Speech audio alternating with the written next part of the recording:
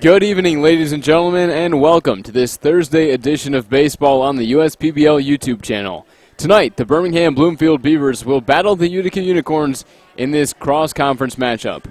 Hi, everybody. My name is Leo Ortel, and I'll be joined in a few minutes by Chelsea Estes to bring you the call as the Budweiser Clydesdales are in attendance on Field of Dreams night at Jimmy John's Field, with the Clydesdales currently making their way around the field for a couple laps before the game. But last night, it was an East Side versus West Side showdown with the Diamond Hoppers playing against the Woolly Mammoths. Zane Collins of the Hoppers tossed 5 innings of no-run and no-hit baseball and picked up his first USPBL win with the West Side offense that went cold. For just the third time this season, the best hitting team in the league could not get their lineup going. Although East Side only put up 3 runs, they hit in the clutch, and Riley Mahalik had a big game, going 3 for 4 with an RBI. Joey Beals then came in for the 2-out save and picked up his 4th save of the season, with Eastside winning by a final of 4-0 and Westside getting shut out for only the 3rd time this season. Last week, these two teams battled on Sunday afternoon, and it was quite the finish to another great week at Jimmy John's Field. With a 3-run lead headed into the 9th, Patrick Baker Jr. came in looking for the save. After walking a batter, hitting a batter, and walking another, manager Chris Newell took Baker out of the game and brought in his reliable left-hander Dylan Collette out of the pen. With the powerful Eric Jones coming to bat for Utica, he launched a 3-run walk-off shot over the left field wall and devastated the Beavers in a very important matchup. Tonight, Ty Hensley will make his 10th start of the season and look for his 2nd victory. Hensley had one of his best starts of his professional career, his 2nd to last time out, but did struggle 5 days ago against Westside, giving up 6 runs over 6 1/3. He will look to bounce back as the Unicorns are looking for their 3rd straight victory. For Birmingham Bloomfield, their ace Jerry Salisbury will toe the rubber tonight. After missing over a month with an injury, Salisbury bounced back for his first start in over a month on August 7th. Against Westside, he went 5 scoreless innings, giving up just 1 hit, surrendering 1 walk, and striking out 4, picking up the win and earning USPBL Player of the Game honors. So we should be in for another good matchup tonight. Chelsea, I know you talked to a few of the players before the game. What's the buzz around these two teams coming in? Obviously the 2 top teams in the league at this point. Yeah, you know what? That really didn't seem to quite faze them. They just want to keep sticking to doing what they're doing. I talked to Jimmy Latona and Colin Rideout, and both of them kept saying, I don't want to jinx myself. I don't want to jinx the team because things have been going so well lately. Right. So they said at practices, it's still the same. They're just trying to keep cool, calm, collected. They haven't really changed their practice strategies, maybe other than cleaning up on a few things, but they're just sticking to what they know, because honestly what they know has gotten them this far and so successful. I mean, for both teams, the Beavers and the Unicorns, but that was the theme of the Unicorns, and they just want to keep having fun with each other. Both of them kept saying the club team, the atmosphere is fun, that helps translate onto the field and keeps playing. It's fallen in the right direction for these Unicorns, and considering they both had these walk-off home runs. And absolutely, I think it's going to be a good matchup tonight. I'm excited to see what we got going, what's going to happen. Now, we saw the walk-off 3-run shot.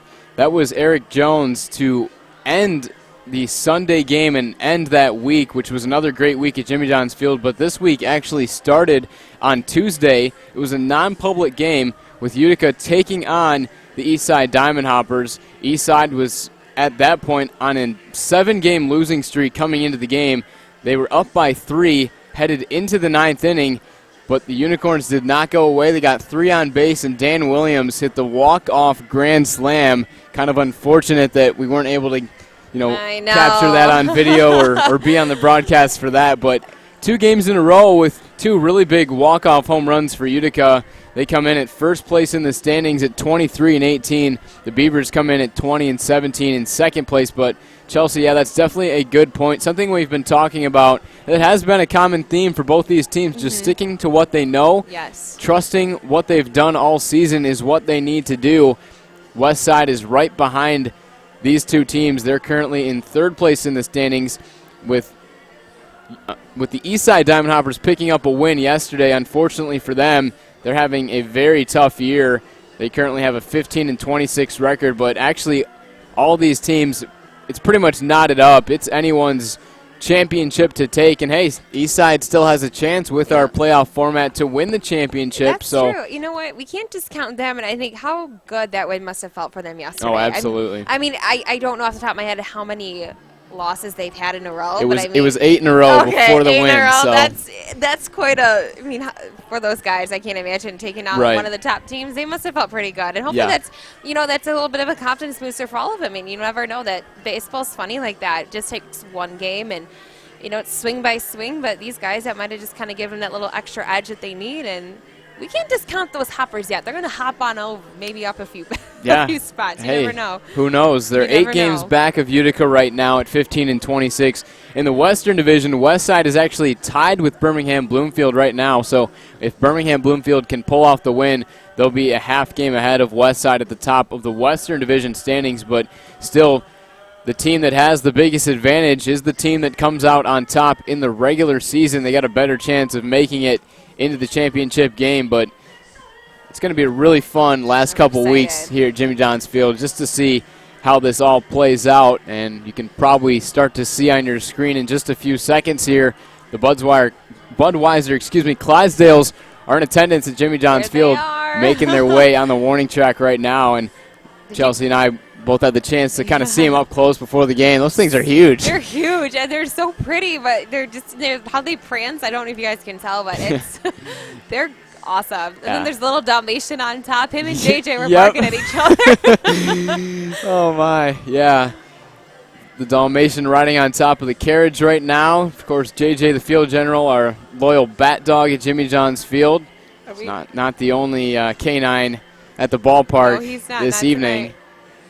But a lot of cool promotions on Thursday, Field of Dreams night as well. The Utica Unicorns will be sporting some jerseys that you can eventually bid on.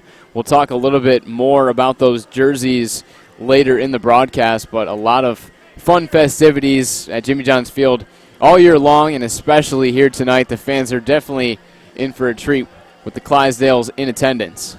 It looks like they're going on lap number 2.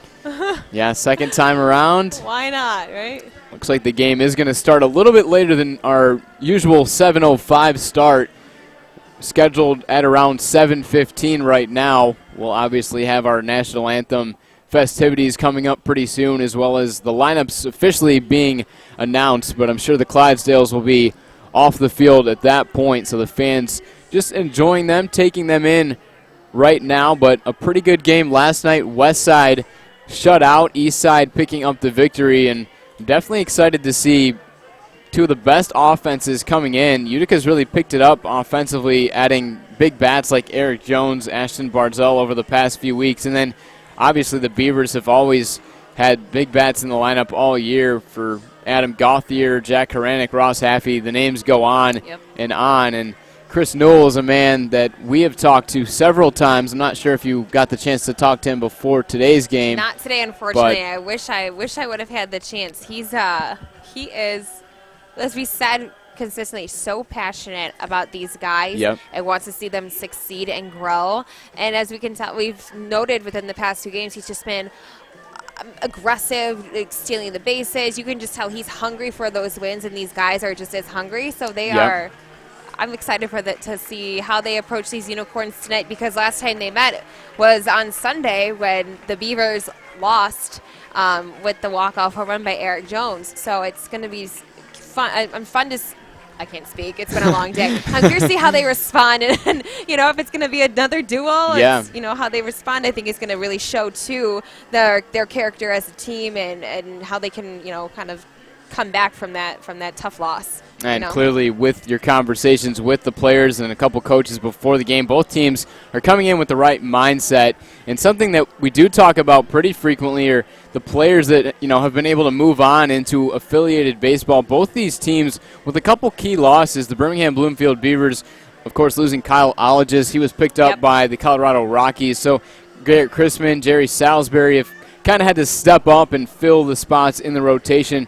And then for Utica, they lost perhaps one of the best starting pitchers we've seen in the league all season. Spencer Stockton was signed by the Cincinnati Reds about a month ago now. He's been a big loss. So guys like Don Goodson, Jake Sprinkle, who had a good start on Tuesday, Greg Jacknowitz, a couple new guys that have stepped in along with Goodson at the top of that rotation. And I was actually talking with Paul Nochi of the Eastside Diamond Hoppers before yesterday's game. And obviously the goal for any manager, for any team, you want to win. But maybe more importantly in a league like this is moving guys up to the next level. And we saw Randy Dobnik, of course, moving up to the highest level in the major leagues last week. And you know, that's a big loss when you lose guys, and guys have to come in and step up. But both these teams have had players that have stepped up.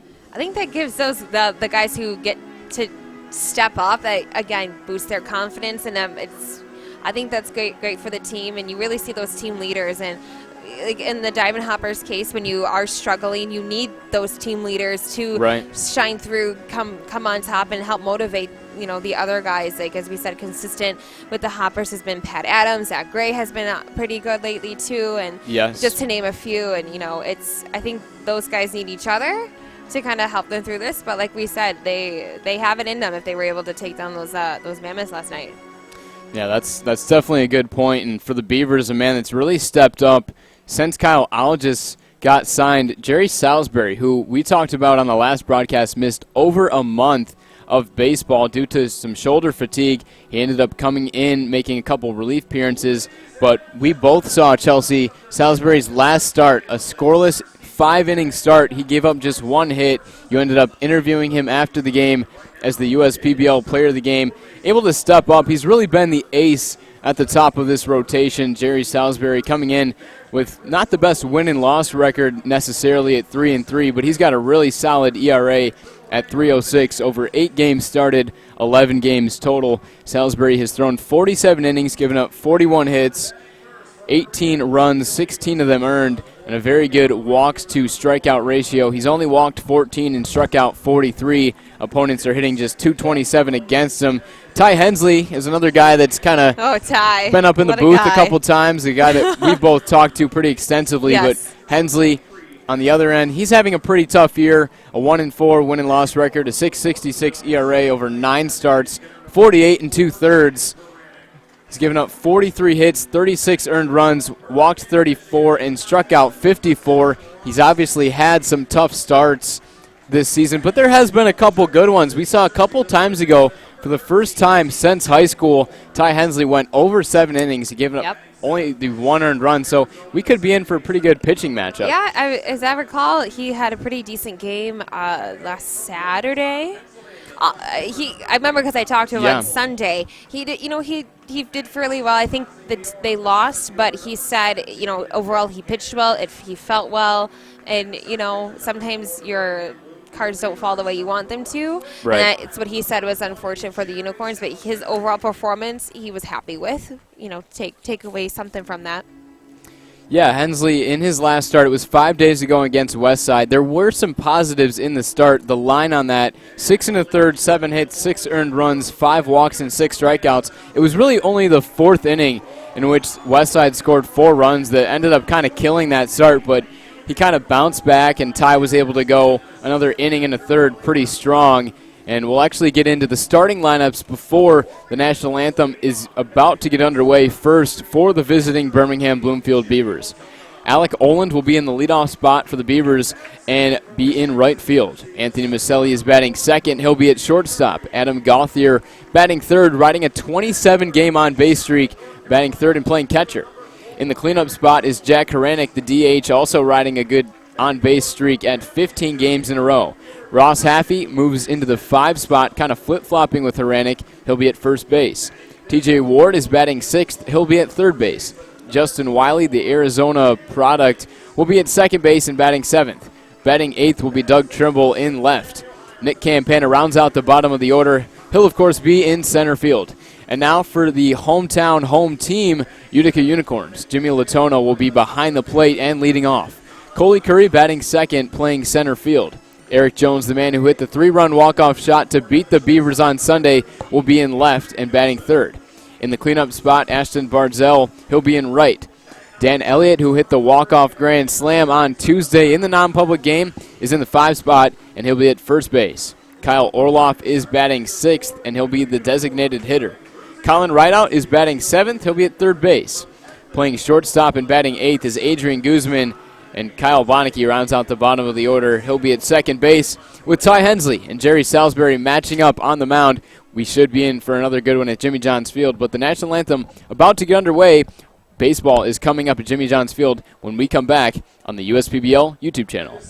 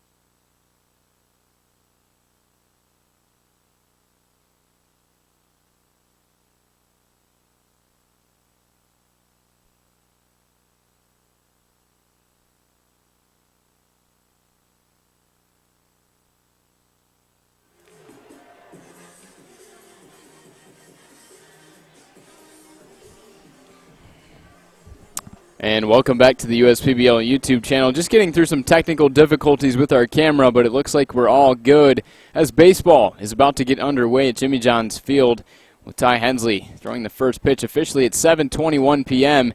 This is just a bit outside to Alec Oland, the leadoff hitter for Birmingham Bloomfield, playing right field tonight, coming in on a 7-game on-base streak. The 1-0 to him hits the outside corner. Hensley deals in the two-seam fastball to even the count at 1. Hensley works with 5 pitches in his arsenal. 4-seam fastball, the 2-seam fastball, the cutter, the curveball, and the changeup. His most frequently used pitches are his 4-seam and 2-seam. The 4-seam is used at about 43% of the time, the 2-seam at about 29%, and then his off-speed stuff, the cutter at about 14%, the curveball at 10%, and the changeup at 4%. But we did see Hensley using his off-speed pitches a little bit more in his last start towards the end, and they were looking pretty good. Here comes the 1-2, goes to the fastball outside. No surprise there. Sent down the right side and out of play with Dan Elliott running out of room. We'll take a look at the defensive alignment for Utica this evening. Eric Jones is in left. Coley Curry's in center field. Ashton Barzell is in right. From left to right across the infield, Colin Rideout at third. Adrian Guzman at short. Kyle Bonnecke's at second. Dan Elliott is at first. Jimmy Latona catches ball 2 of the at-bat. He's behind the plate. Doing the catching duties for Ty Hensley and Utica's pitching staff. Utica with 2 wins over the last 2 games, looking for their win streak to continue. Of course, Birmingham Bloomfield coming off the tough loss on Sunday against these Utica Unicorns. Eric Jones devastating the Beavers with his 3-run walk-off shot. Oland in the full count. Sends one over to the left side, kind of in some no-man's land. Colin Rideout is under it. He makes the catch for out number 1. You may not have been able to see that on your screen, and in fact, you couldn't see it on your screen, but Rideout ranging over in foul territory down the third base line hauls it in for out number 1.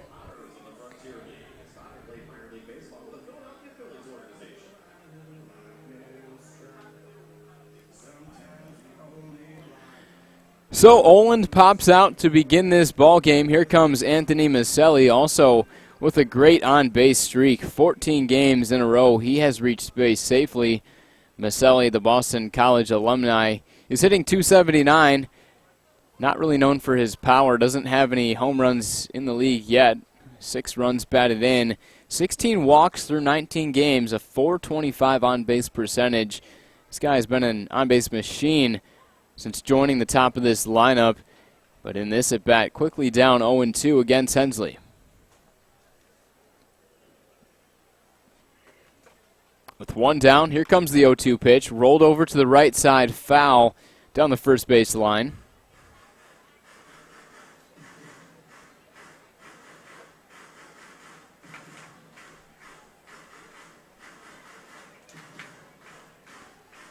In the game against Utica back on Sunday, Maselli was 1 for 3 with 2 walks and 2 runs scored. A productive day in the 2 spot. Chris Newell not really making any lineup changes over the last 3 games, sticking to what works. Here comes the 0-2 again. Tries to go on the outside corner. Hensley misses outside with the 4-seam fastball at 92. Hensley will work into the low 70s with his breaking ball and can touch up to 95 with his fastball. Hensley, of course, the former first-round draft pick of the New York Yankees back in 2012, was selected 12th overall in the draft, was drafted out of high school, and that's the time where he was throwing 97 tops.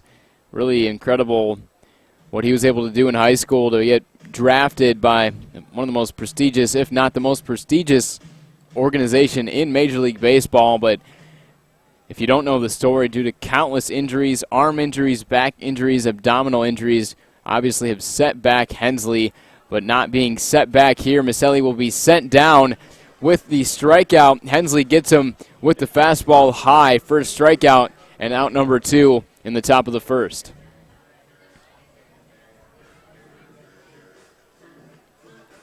Really good start for Hensley. You like to see this.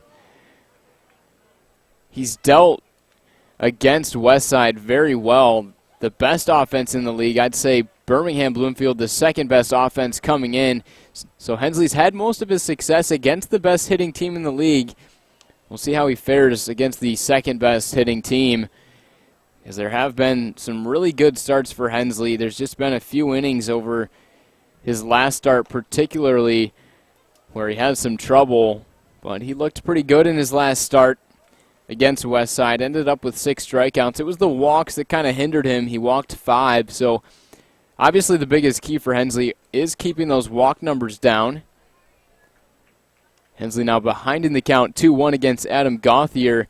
The top of this lineup with just really some incredible on-base streaks. 27 games in a row, Gauthier has reached base safely. He's got a .435 on-base percentage coming in. Gauthier didn't have any hits on Sunday against the Unicorns, but did score a run and walked twice. He's in a good hitter's count here at 3-1.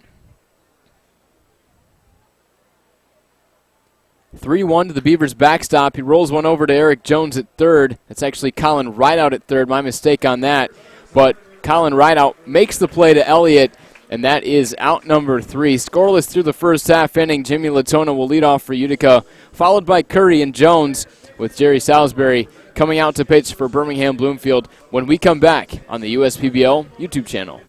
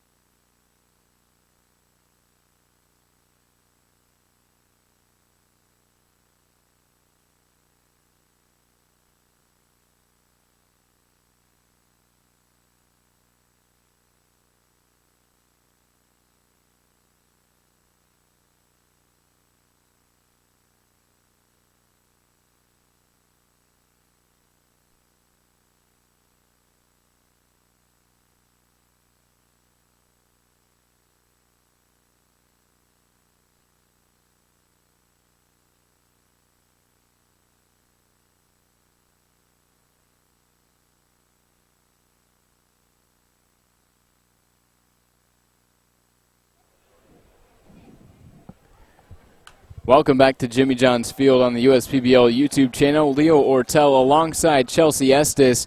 Jerry Salisbury making his 9th start of the year. Jimmy Latona fouls off the first pitch of the at-bat. Latona hitting leadoff, batting .252.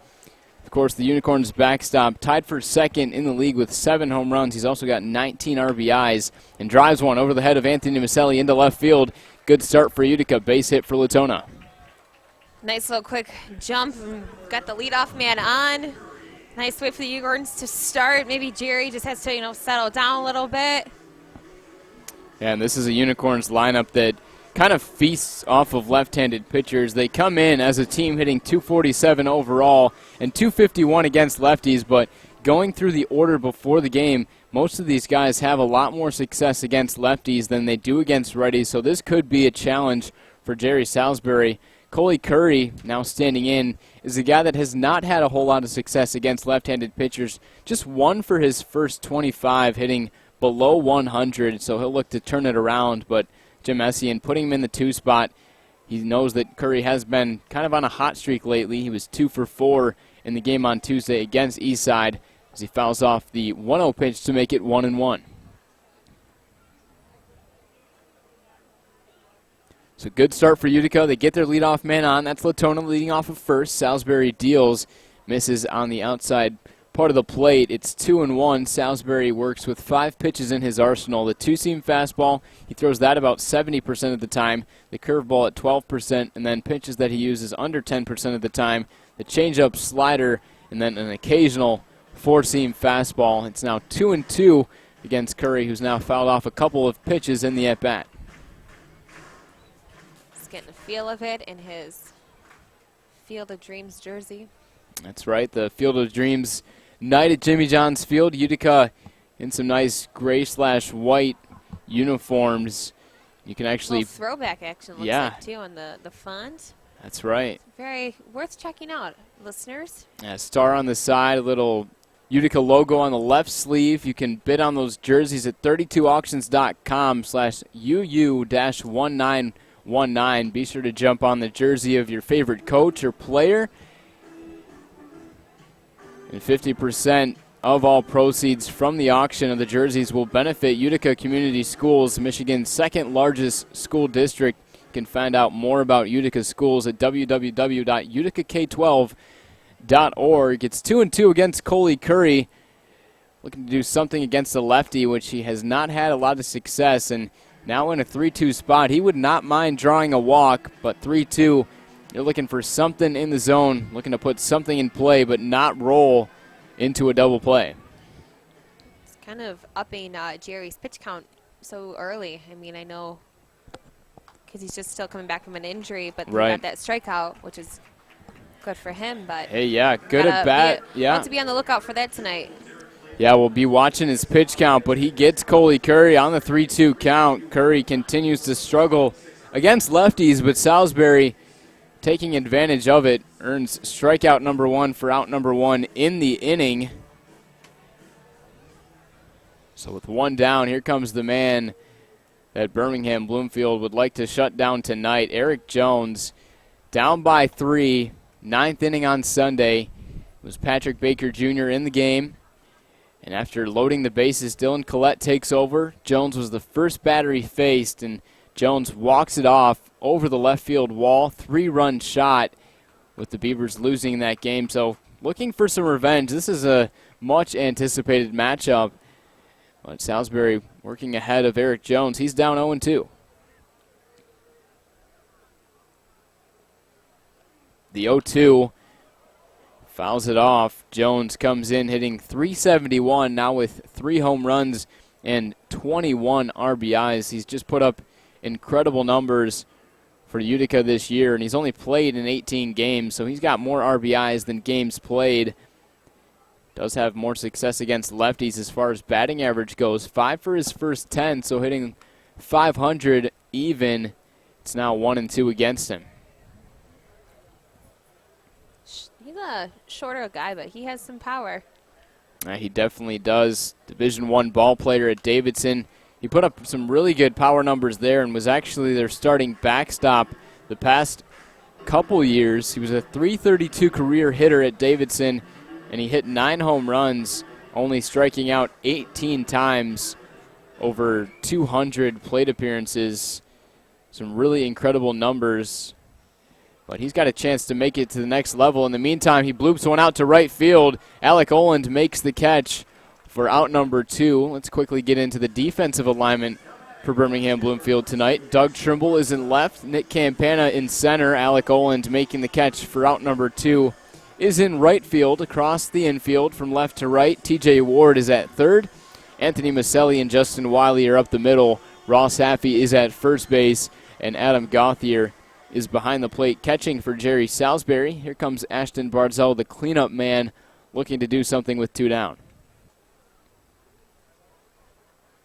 Salisbury checks on Latona, who, for a leadoff hitter, does not have a ton of speed. He is 2 for 2 in stolen base attempts, but Utica does not like to use the running game too much. Only 20 stolen base attempts this whole season, least of any team.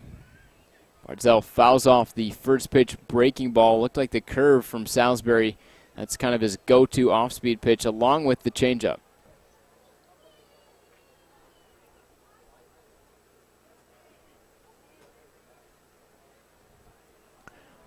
Barzell has played in 10 games this season coming in. He's got a 10-game hit streak, so he's got a hit in every single game he's played, and it's kind of hard to imagine with Eric Jones, Ashton Barzell not joining the team about a month ago now, where Utica would be, because they've really picked up their offense.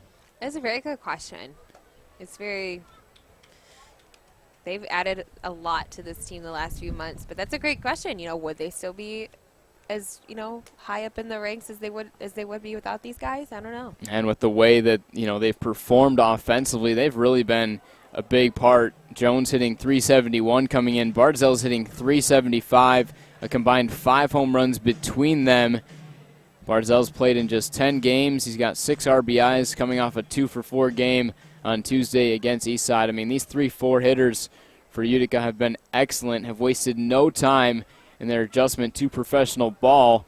Salisbury misses upstairs, tries the fastball, and does not get Barzell to bite at it. It's definitely interesting to think about the position that this team would be in without these 3-4 hitters, because there was a stretch for a while where Utica's offense really couldn't get much going, but now back up in first in home runs in the league. They've got 34 and come in at third in the league in average at .247, right behind Birmingham Bloomfield. It is the team that has struck out the most, 321 strikeouts overall for the team, but with the most home runs, sometimes strikeouts come with trying to hit the long ball. The 2-2 pitch, missing outside. So, yeah, that pitch count, Chelsea, that you were talking about, starting to climb up a little bit here in the first. Another 3-2 count. And that must be on, Chris Newell's radar, because Jerry is, one of those solid guys who Chris can rely on to carry him pretty deep throughout the game. And I don't know. It's going to be interesting to see what he does with Jerry once his numbers start getting high, or maybe just Jerry needs this first inning to get it all out and hopefully starts to buckle down and give us the stuff that we're used to seeing with him. I'm curious, do you know what his pitch count, the highest one, is? I didn't have his highest pitch count, but, yeah, he kind of had a shortened start his last time around as Barzell draws the walk on the 3-2 count, so not a good sign with the 2-out walk to make it first and second with Dan Elliott coming to the plate. But they kind of shortened Salisbury's start last time. He only had the 1 hit and 1 walk given up through 5 innings. He was keeping his pitch count down, but they were just thinking, if we're going to use Salisbury down the stretch for all these innings, including the playoffs, we want to preserve his arm. We want him to be able to go out there and go the distance for the team when it really matters towards the end of the year. I mean, obviously, every start matters, but, yeah, I'm guessing that Chris Newell is going to try to let him go no more than 7, maybe 5 or 6, but hopefully he's able to keep that pitch count down. In the meantime, Elliott drives one deep out to left field. At the wall is Doug Trimble, and he can't hang on to it. Latona scores. Here comes Barzell. He scores. Elliott with the 2-run double quickly makes it 2-0 Utica.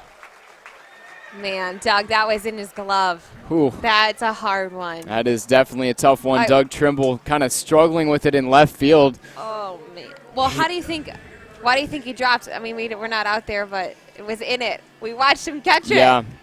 Oh, honestly, man. I think it was his path to the ball. He kind of was all turned around. At first, he kind of backtracked to his left, then to his right, then turned around to his left and tried to make the catch, but came up short. So when you kind of get turned around like that, get a little bit dizzy, spun around, and Trimble was not able to make the catch. And that is, in fact, going to go down as a hit, a very tough play in left field on a ball that was hit directly at Trimble and behind him. So on second is Dan Elliott. After the 2 RBI double, in the box is Kyle Orloff, a newcomer of last week. Orloff, of course, attending Indianapolis University.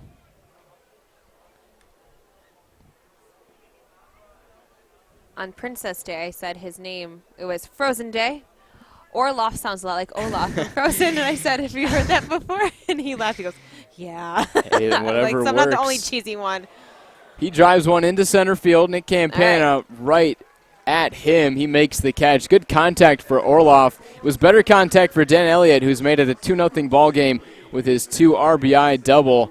After one, Utica in control 2-0. We head to the second inning. It'll be the 4, 5, 6 hitters, Haranek, Haffey, and Ward against Hensley when we come back on the USPBL YouTube channel.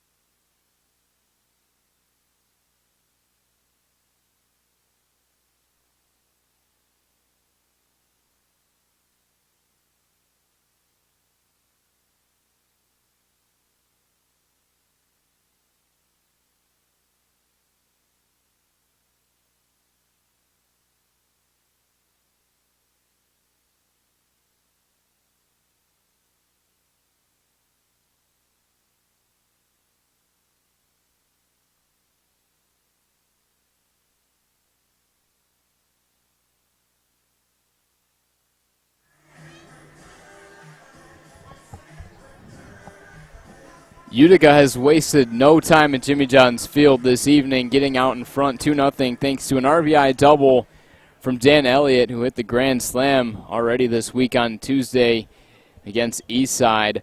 But here comes Ty Hensley, who sent down the Beavers 1-2-3 in the first. He'll have to deal with Jack Haranek, who drives one out to the right center field gap. Coley Curry hasn't played well, ranging to his left and in slightly as he makes the catch.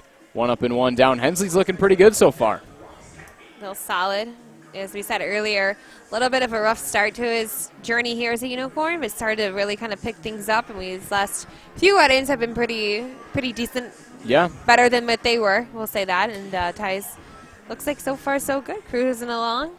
That was 2 outings ago against Westside, where Hensley threw 7 innings, giving up just 1 earned run and striking out 7. The first time that he went more than, or I should say, 7 innings or greater since high school in all of his professional baseball experience. And he's obviously dealt with countless injuries, but seems to finally be maybe finding that groove again. Yeah. He's got Haffey down 0-2. Kind of like riding a bike. You get your groove back once you get out there. Those are little test runs. Yeah. 2 big guys out there, real solid, well over 6 feet. Big, but very gentle giants, I'll call them. Both very nice guys. I love talking to both of them. Haffey's definitely a good guy to talk to as well. We were talking about Hensley earlier, but Haffey, of course, local product right out of Birmingham, Michigan. Local kid, took hitting lessons with Chris Newell in high school when he attended Brother Rice. Moved on to play at Miami University of Ohio for his college career. Grounds one over to the right side. That's Kyle Bonneke. Flipping to Elliott for out number 2. So far, Hensley has faced the minimum. It's really the command that's looking good for him. The main problem for Ty over his first 9 starts have been the walks. He's got 34 walks in 48 2/3. No problems with strikeouts with 54, so striking out over 9 batters per 9 innings. But if he can keep the walk numbers down, you know it's a good day for Hensley. Fires one into TJ Ward, just missing outside.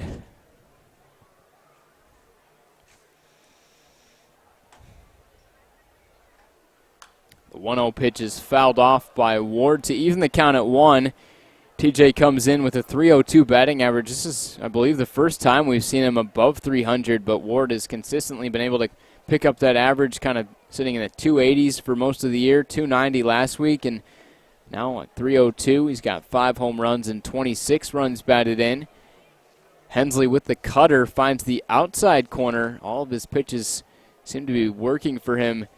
The wind is blowing in towards home plate right now. It feels like fall outside. I forgot my jacket. Yeah, it It's kind getting of a little does. chilly.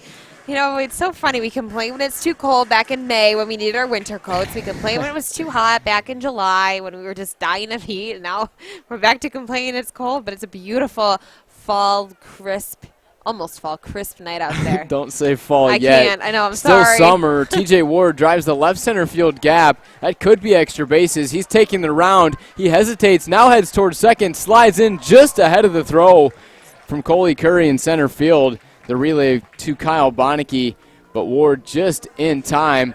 Good effort as he motors in for the double. Good hustle there, TJ.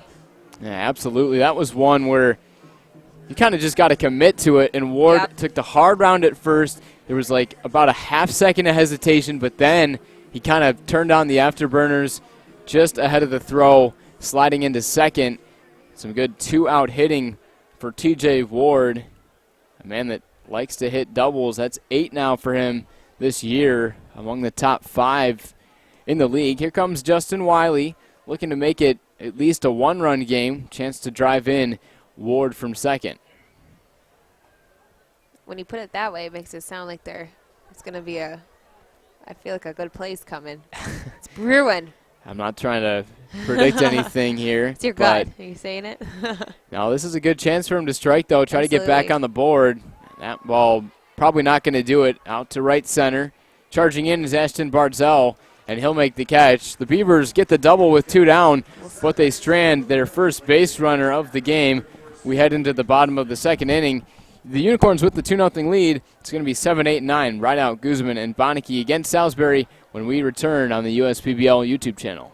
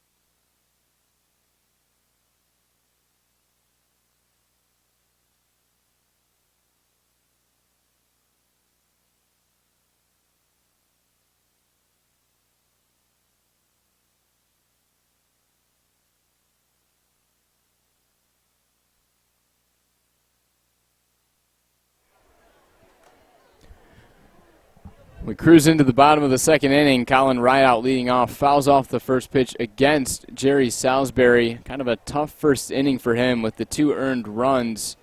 Dan Elliott driving in the 2-run double.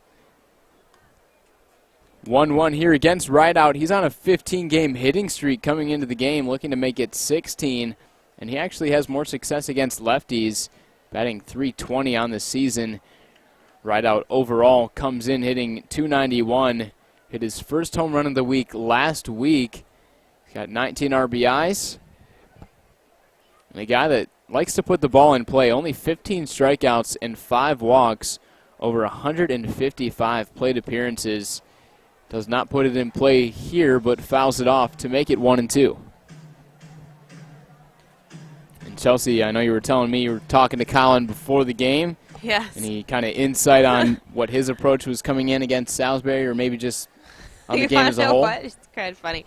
Baseball's all about superstitions and everything, and he said he's been on a roll lately and kind of hot. And he's like, I like you, but I don't want to talk to you because I feel like I'm going to jinx myself because every time I talk to someone, I'm jinxing myself. So he's a strikeout. So hopefully that doesn't reflect later on. But he said again, he's gonna man a few words, but he's a good guy. Just stick to what he knows, stick to what he likes to do, approach at the plate. Because I told him, Jerry, you've seen him before, you know his stuff. What's your approach at bat? And he just says, stick to what I've been doing. Well, I hope you didn't jinx him there. He goes down on strikes. That's strikeout number 2 for Salisbury, and starts off this at bat to Adrian Guzman. 0-1. Guzman comes in hitting .368 against left-handers, hitting just .244 on the season, but has had some good games of late. He's got a 9-game on-base streak. Guzman hits the outside corner. Salisbury hits the outside corner against Guzman. That makes it 0-2. Looking a little bit sharper, maybe just settling in a little bit more this inning. That's what I'm thinking. 0-2 pitch, looking for strikeout number 3. Won't get it here. Fastball just missing on the outer half and a little bit low, but not a bad try against the Unicorns shortstop. Guzman did not play last game. Oh, come on. Sends one out to left field. Doug Trimble, nice running play against the wall. A little bit of redemption. Yep, absolutely. Trimble kind of struggled with that double that maybe could have been caught for Dan Elliott last inning, but that's a really nice running catch in left field for the second out of the inning. They've been putting Doug to work out there. No, they sure have. Even though these past few games, we've seen Doug, do a lot of key plays or sometimes struggled, but, good effort all around. He's definitely fighting out there. It definitely seems like the right-handed hitters are kind of trying to pull the ball against Salisbury, who doesn't really have the hardest fastball, but does beat Bonneke with that fastball swinging through it. Kyle Bonneke, the second baseman of Utica. Also another guy that hits better against left-handers, which is surprising because Bonneke is a left-hander himself. Hits .273 against lefties, a lot higher than his season average at .205. We'll see if he takes maybe the same approach of trying to pull the ball, but pretty normal depth for all the infielders and outfielders. Grounds one up the middle. It's going to be a tough play for Wiley. He can't make it. Single into center for Bonneke with 2 down. Utica looking to try to start another rally. Was he over further to the right of looking at the field than he normally is, Justin? Yeah, Justin Wiley was a little over. Yeah, and that's what the fielders will do against most left-handed hitters. You'll shift him a little bit, especially that second baseman. And Bonneke, based on the numbers, is a guy that does pull the ball more so than taking it to the opposite way, but able to drive it into center past Wiley, who couldn't make the play on the backhand. So Bonneke now on first. Back to the top of the lineup we go. Here's Jimmy Latona again. He singled into left field to start off the game for Utica. Gauthier can't handle the fastball inside. Bonneke moves up to second, taking a hard round at second base. That ball really skipped far away for Gauthier behind home plate. Beavers need to settle down a little bit. They're not looking like their normal selves. Yeah, they just got to stick to what they know, like we've been talking about. Maybe just settle it down. I wouldn't be surprised if Latona reaches base, if we'd see a mound visit from Chris Newell along with the whole infield, just to kind of get him back in the groove, get the game under control, because, they're looking a little flat coming out, but still early in the game, they've got a chance to turn it around. They'll try to strand Bonneke on second. Latona's a good hitter at the plate. He moved into the leadoff spot a couple of weeks ago now. He hasn't had a ton of success in the leadoff spot, but he is still getting on base. The batting average has dipped a little bit at .252, but on-base percentage just under .400, coming in at .399, and Latona's got a lot of power in his bat with 7 home runs on the year. I was going to say, a lot of power. He's due for a home run. He has not had one in quite a while. He led the league for a little while, but he did. I think Justin Wiley takes the lead now. No, it was someone else has Javon Shelby, and then also Luke Johnson. Those two are tied for the league lead. Latona, in the meantime, skies one out to center. Campana should be routine for him, charging in now with the wind. Blowing the ball in, makes the catch. And Utica strands the runner on second. Nice job by Salisbury to escape out of the jam. We've played 2 at Jimmy John's Field. Utica with the 2-0 lead. We'll be right back on the USPBL YouTube channel.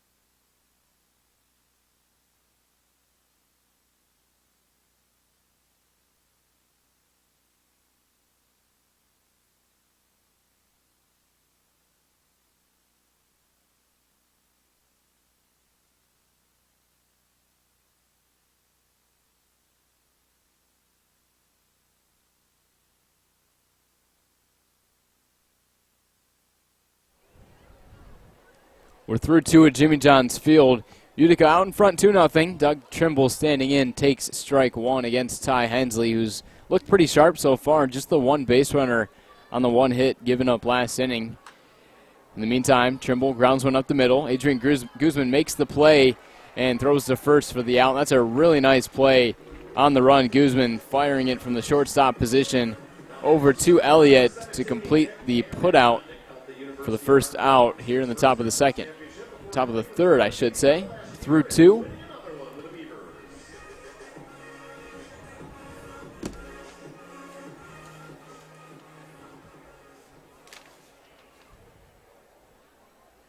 So Trimble grounds out to short. We go to the bottom of the lineup, and Nick Campana, he lays off. The pitch missing below the knees from Ty Hensley.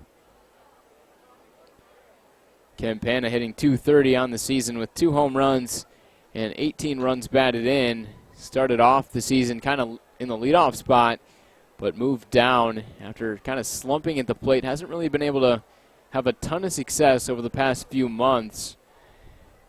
He was 1 for 5 with a strikeout against Utica on Sunday. In that game, the Beavers with 10 hits overall. Also 8 walks, and the lineup also only struck out 5 times, so a really good day at the plate despite that loss. Campana drives one over to the left side of the field. We'll see if it's going to be in play. Right out, up against the fence, just out of his reach over the protective netting down the line. The count now even at 2.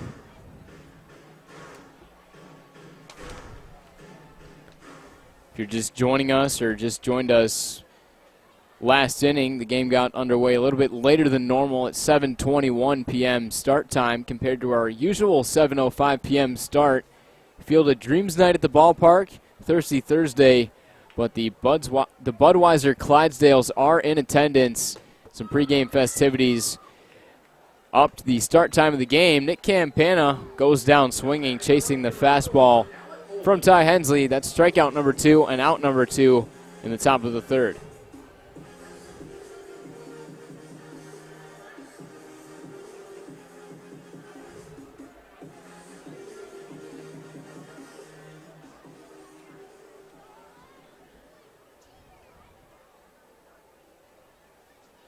We go back to the top of the lineup. Here's Alec Oland. He lays off the fastball high after Campana chased the fastball high to strike out. The command is looking a lot better for Hensley compared to his last start. Oland drives one out to left field. Jones chasing back and now chasing in. The wind kind of killing that ball. A pretty good swing for Oland, but he is retired. The Beavers go down 1-2-3 again. After 2.5, Utica out in front 2-0. It's going to be Coley Curry, Eric Jones, and Ashton Barzell 2-3-4 when we come back on the USPBL YouTube channel.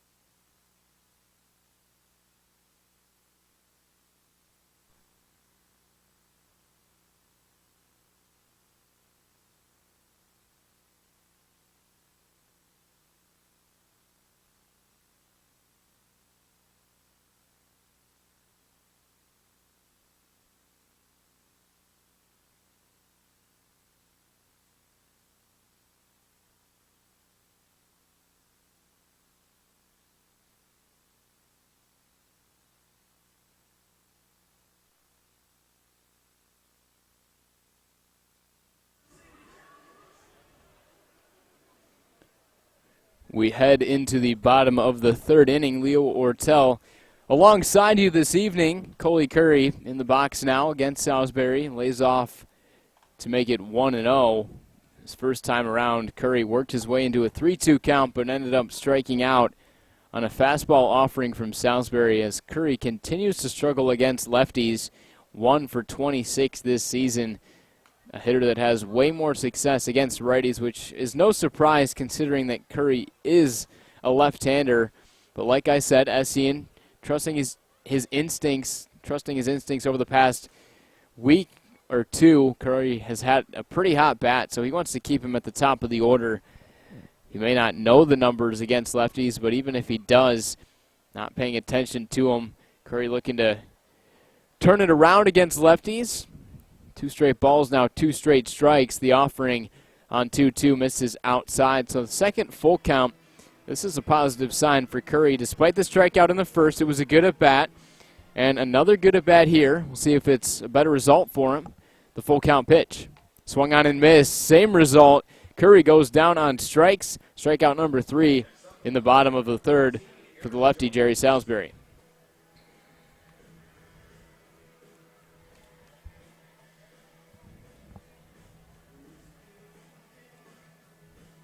Salisbury, of course, spent all of 2018 Also in the USPBL, he had a 3.70 ERA in 13 games, 58 strikeouts to 12 walks. Really similar type numbers, but Salisbury definitely having a better sophomore campaign, I should say, in the league. 7 of his starts last year, he had 2 earned runs or less. Jones drives one deep out to left field. Trimble at the wall, and this ball is gone. Eric Jones getting the Beavers once again, just as he did with the walk-off on Sunday. That is home run number 4 and run number 3 for Utica. 3-0 ball game. No surprise there. Eric Jones continues his hot streak. 4th home run of the season and 2nd in the last 3 games, beating Salisbury. He had a good swing in his first at bat, but a better swing there. A line drive shot over the left field wall. And here comes Ashton Barzell, another man with power in his bat in the cleanup spot, looking to extend his 10-game hitting streak, playing now in his 11th game.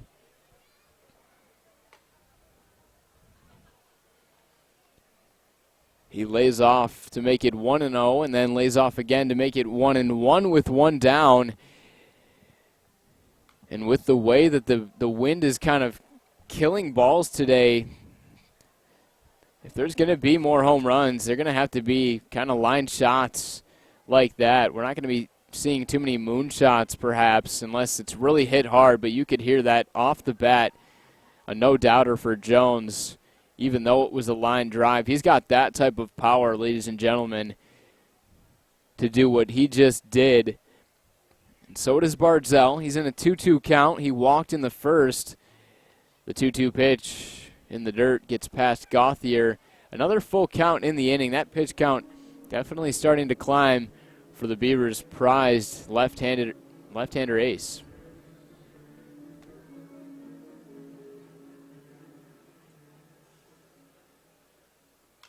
The 3-2 pitch, skied out to right. Alec Oland chasing back, and to his right, ranges in and makes the catch for out number 2.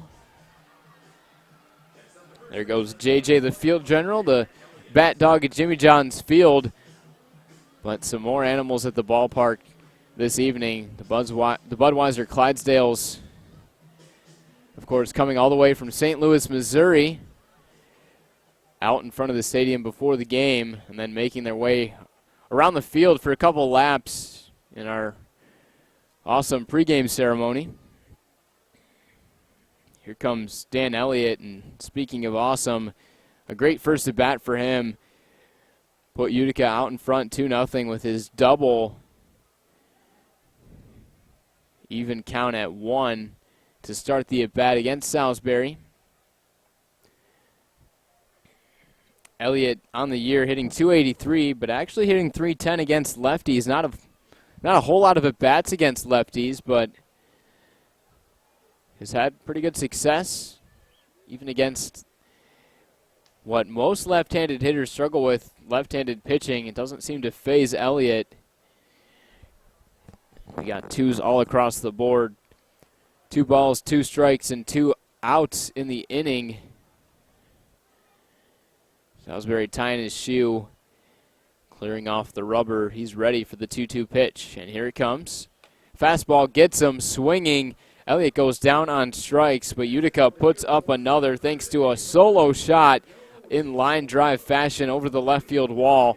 For Eric Jones, after 3, it's 3-0 Utica. We'll be right back on the USPBL YouTube channel.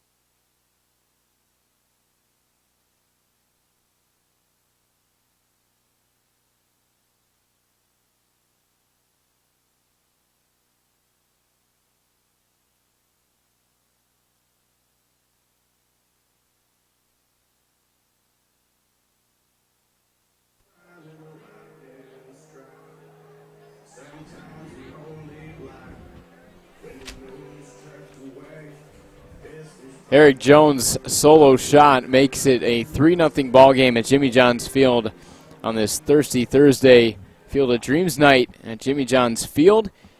Welcome you back into the broadcast booth. Leo Ortel alongside you.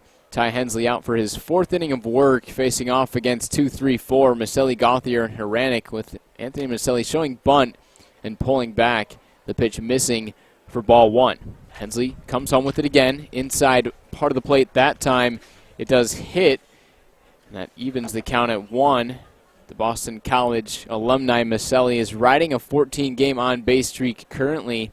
He struck out swinging on a fastball from Hensley in the first inning. Hensley with 2 strikeouts, no walks, and just the 1 hit given up through the first 3 frames. Looking sharp again. It's now 2-1 against Anthony Maselli. Chelsea Estes hopping on the mic once again. Good to have you along for the broadcast as always. Always. It's quite a run from the field up to here, let me tell you. Definitely is. Those are some steps for sure. Maselli, in the meantime, 3-1 count, good hitters count as he looks to reach base for the 15th consecutive game, and he'll do it. Maselli tends to really draw a lot of walks. That's now 17 walks through 20 games now. Maselli making his 20th start at shortstop for Birmingham Bloomfield, and a leadoff walk in the first of the outing for Ty Hensley. Not what you want to see to begin the fourth. It is not, but I don't know if fans are able to see the kids run the bases. We had this little guy who, 3 years old, kept running back to third base. I think he was from Bloomfield Hills, so I think Chris Newell could have had a brand new player for the night if he wanted. And maybe he'll help spark a little rally, give the team some luck. With Gauthier standing in, he's also riding a very impressive 27-game on-base streak with 29 RBIs. That puts him at second in the league, only behind Ethan Whisker of the Westside Woolly Mammoths. But we continue to rave about how consistent Gauthier has been able to be for Birmingham Bloomfield. Looking to get something going against Ty Hensley. A couple balls in a row to begin the at-bat to a very dangerous hitter in this 3-spot, Gauthier. So keeping tabs on Anthony Maselli is Ty Hensley, and rightfully so. Maselli among the top 5 in stolen bases in the league. He's got 8 stolen bases in 8 attempts, the most on the team. And Birmingham Bloomfield does like to be pretty aggressive, just like Eastside, with a lot of stolen base attempts. They were 27 for 37 this year. Maselli a perfect 8 for 8. But most likely won't be stealing with the 3-0 count. Here comes the pitch from Hensley. Fastball as expected. It misses way high. Back-to-back walks issued by Hensley, and out goes Latona to try to calm him down before the inning gets out of control. Yeah. Hensley really was looking solid with his command. Not so much last start, but at the beginning of this start. His last start, Hensley walked 5 batters actually over 6 1/3. The start before that, he walked only 1 over 7, and the walk came in the last inning, which is something that tends to happen late into a start when you're kind of climbing in pitch count. But back-to-back walks to begin the inning. Hopefully Hensley is able to kind of find that control back like he had throughout the first 3 frames. Yeah, he was cruising pretty well. Yeah, he really was. He only faced 1 batter over the minimum through the first 3. Here's Jack Haranek. Lays off a couple pitches. Our home plate umpire giving the call there to Jack Haranek, or I should say to Ty Hensley against Jack Haranek to make it 1-1.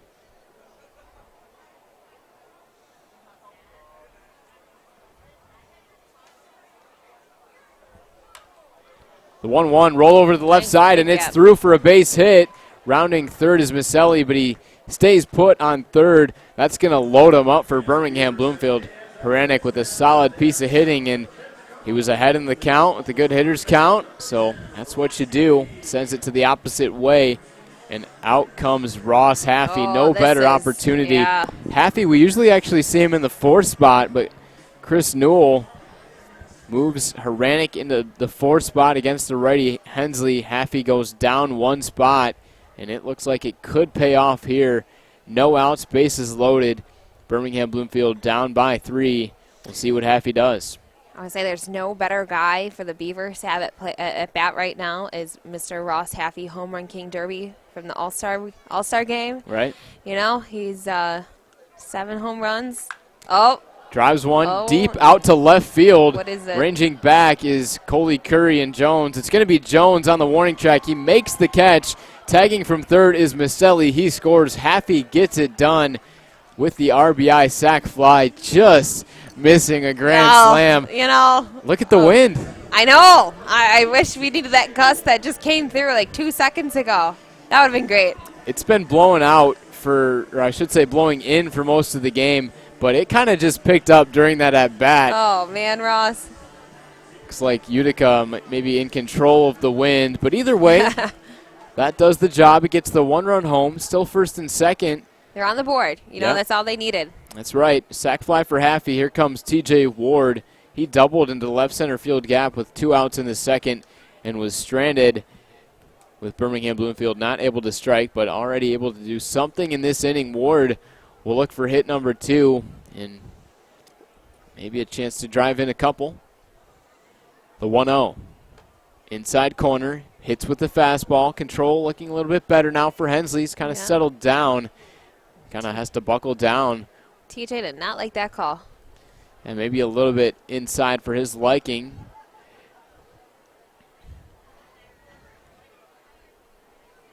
Rennick on first. This one grounded down the third base line. It's fair.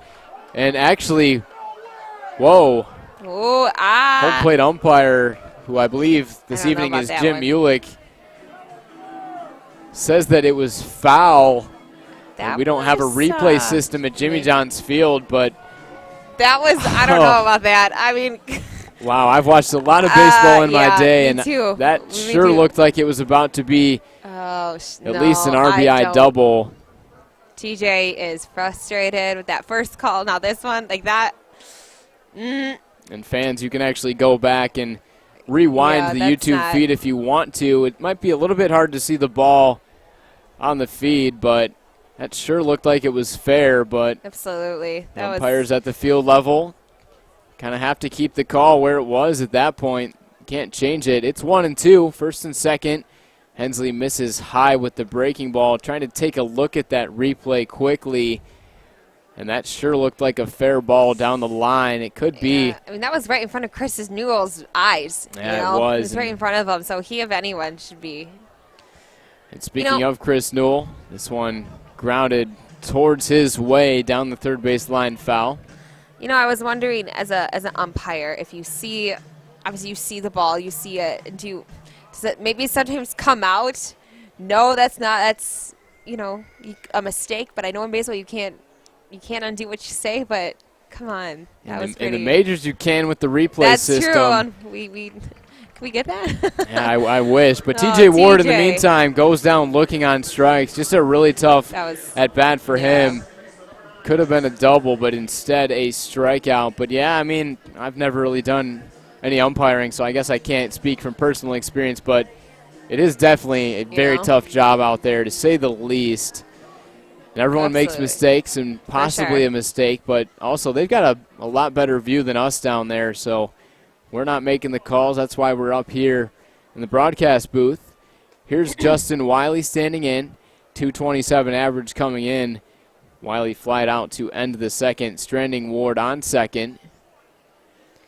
Now with Gauthier on second, Haranek on first. Looking for a different result this time. The wind still blowing in quite a bit from center field. Wiley fouls off the 90-mile-an-hour fastball to make it a 1-1 count.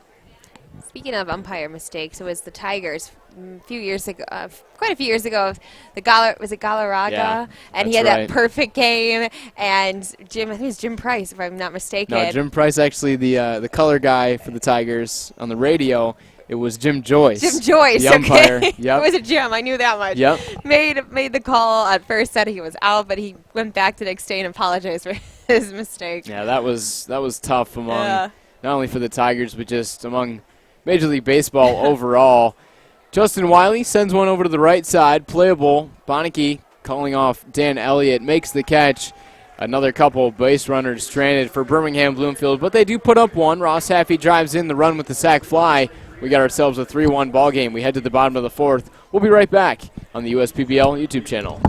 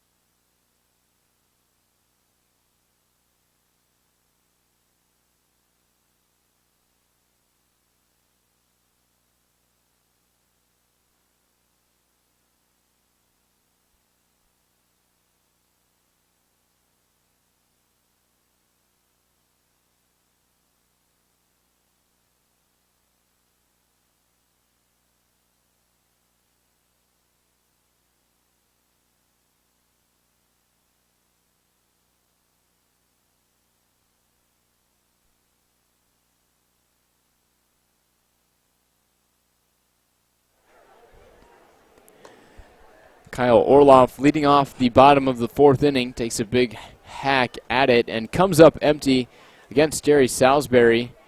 3-1 ball game after Haffey drove in the sac fly in the top of this inning. Salisbury, kind of an interesting start for him so far. Kind of struggled early on, but kind of buckled down in the second inning to give up the home run to Jones in the third to make it 3-0, but now 3-1.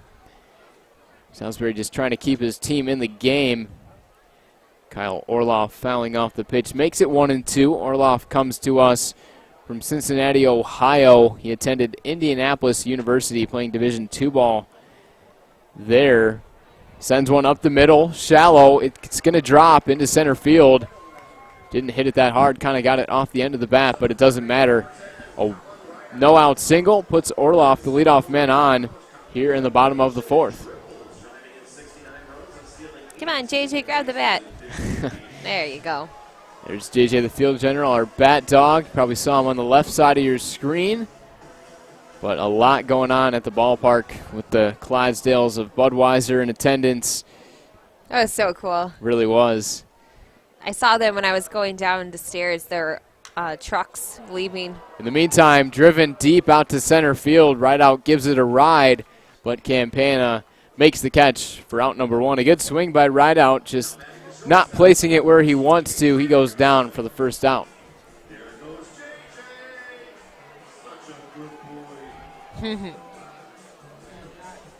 Yeah. So Orloff, the leadoff man, reaches with the single in his fifth game here in the USPBL after the off night. Colin Rideout can't extend his 15-game hitting streak in that at-bat. Here comes Adrian Guzman. He'll look to extend a different type of streak, an on-base streak, currently sitting at 9 games. Guzman batting .368 against lefties this year. Drives one out to right. Oland under it. Kind of a lazy fly ball. Can of corn for Oland in right. And out number 2.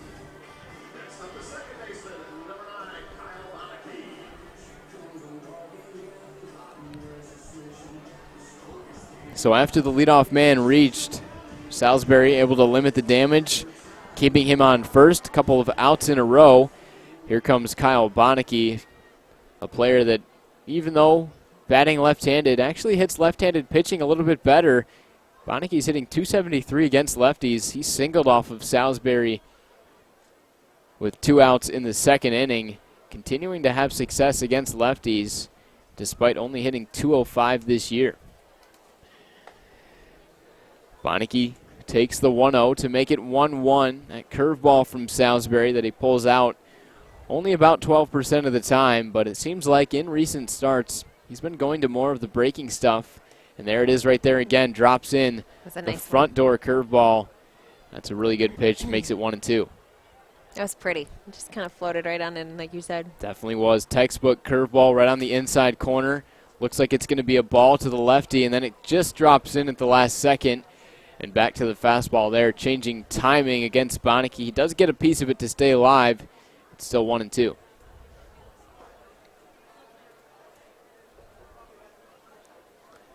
Bonicki also spent some time here in the United Shore Professional Baseball League last year. Only 10 games. He hit .333. He fouls it off there. Bonicki out of Waterbury, Connecticut, played Division III baseball at Clark University. He hit .392 his senior year, his senior campaign, I should say there. Only had a home run on the season, but drove in 17, scored 43 times. The runner takes off on the 1-2, but it's not going to matter. Bonicki goes down looking. That is strikeout number 5 for Salisbury, able to limit the damage after the leadoff man reached. So we're through 4 at Jimmy John's Field. Utica is still out in front, 3-1. We'll be right back with more United Shore Professional Baseball on the USPBL YouTube channel.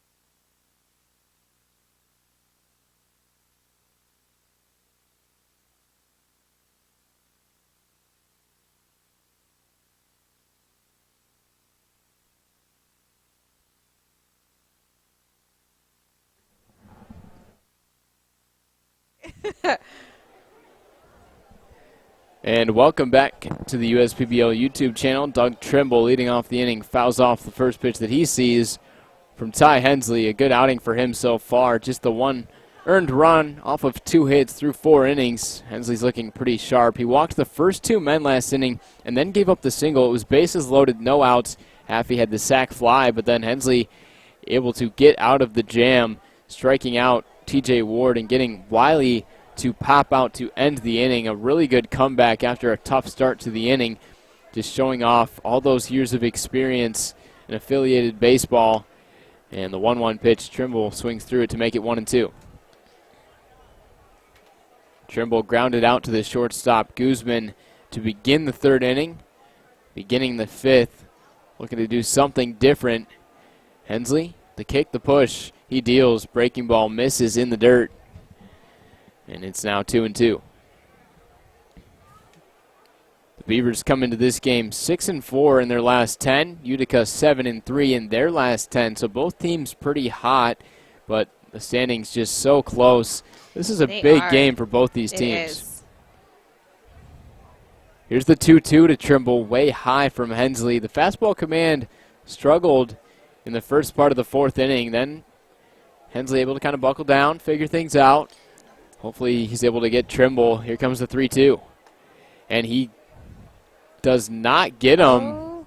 Adrian Guzman thought he had the strikeout, was about to throw it down to right out for the throw around after the strikeout, but instead Trimble draws the walk on the 3-2 count. Another kind of questionable call, but either way, Trimble reaches first based on balls. Ty definitely thought he had it. He started walking off the mound around. Yeah, he definitely did, and so did the catcher, Jimmy Latona. I think the whole Utica team thought, yeah, that fastball may have just missed on the outside part of the plate. Now keeping tabs on Trimble is Hensley. He's hungry. He wants to get him out since he sure does. There's another throw over. That's 3 already. Very interesting. But here comes Nick Campana. He struck out swinging in the third on a fastball, went chasing high when he was behind in the count. Campana does not chase after that high fastball at 89, missing up in the zone from Ty Hensley. I wouldn't be surprised if he threw over again. I know, he's keeping looking. Watch on him, yeah. He's eyeing him. The 1-0 pitch, grounded foul by a few feet down the third base side. Just like I tell my students, I have eyes in the back of my head. Ty has eyes in his back. Ty has eyes in the back of his head. watching Doug over there at first. Yeah, he probably wishes he does, but he's kind of tried to throw over there a few times already and keeping close watch, but he's got to buckle down and focus on Campana a little bit more. Maybe look for a double play ball. But look at that. It's the fourth time. Right on cue. Fourth time. 4? Man. Yeah. It's the most we've seen for a while. Maybe trying to get in his head a little bit, try to slow down the game for himself. Who knows what's going on, but now ready. He deals the 1-1 fastball. Campana chases at it again, and it's now 1-2. The breeze is kicking in. I'm seeing a lot of people put on those sweatshirts out there. Yeah, Summer's not over, but dwindling down, it's we dwindling could say. down. Baseball season's dwindling down. But hey, this is some textbook Michigan weather in truly August is. at night, cooling down a little bit. It is, but you know what? It's heating up here. We got playoffs on the mind at USPBL. Yeah, another hot day. I was driving in. My thermostat in the car was reading about 90, 91. Remember those days? Yeah, shoot, look at us now. Now it's really cooled down. Campana not able to do anything. He comes up empty again, striking out swinging on another high fastball from Hensley. That's strikeout number 5.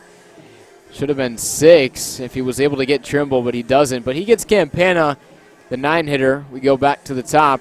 Here comes the leadoff man, Alec Oland, coming in 0 for 2.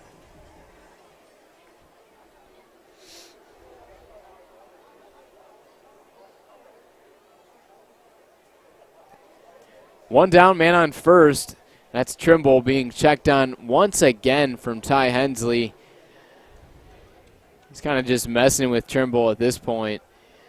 But either way, Oland looking to do something for the first time. He popped out to begin the ball game and then flied out to end the third. Pop out behind home plate. Jimmy Latona under it, makes the play. Nice catch. A nice catch. Reins it in for out number 2. Swinging at the first pitch. That's big there for Hensley, looking to keep that pitch count down. Of course, not seeing any action yet in the Utica bullpen. Looks like we are seeing a right-hander begin to get loose in the Birmingham Bloomfield pen trying to catch a jersey number.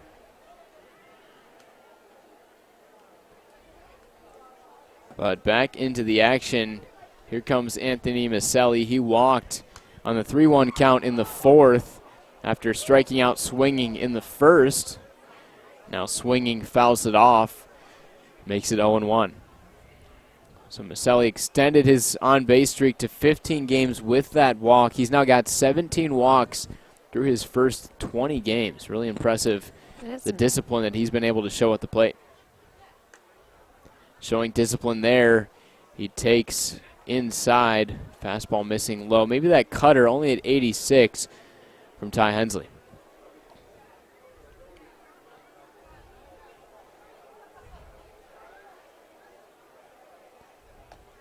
One pitch, missing low again. Another fastball try.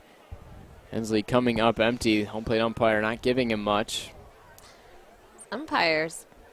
He's been a little, I don't know, Yeah, a little different from the rest, we can say. He definitely has. We saw kind of larger strike zones, I would say, the past few weeks. I'd say the hitters are definitely being favored a little bit more by Jim Mulick. Our home plate umpire, Scott Wolendowski, is our field umpire, currently standing in front of second base and to the right on your screen at home. But count even at 2. 2-2 with 2 down, runner on first. We'll see what Maselli can do against Hensley working from the stretch. He comes home with it. Fastball again below the knees at 91. Maselli takes. This is the second 3-ball count that Maselli's had in a row, but the first 3-2 count. The second 3-2 count of this inning. Trimble, who's on first, walked to begin this frame. On 3-2, Trimble takes off, driven into the right center field gap. It finds a hole. Trimble chugging, heads towards third. He's in standing. The throw coming in finally from Curry to Dan Elliott, the first baseman, coming in. But a single from Maselli continues the inning and makes it first and third. A really good piece of hitting on the 3-2 count.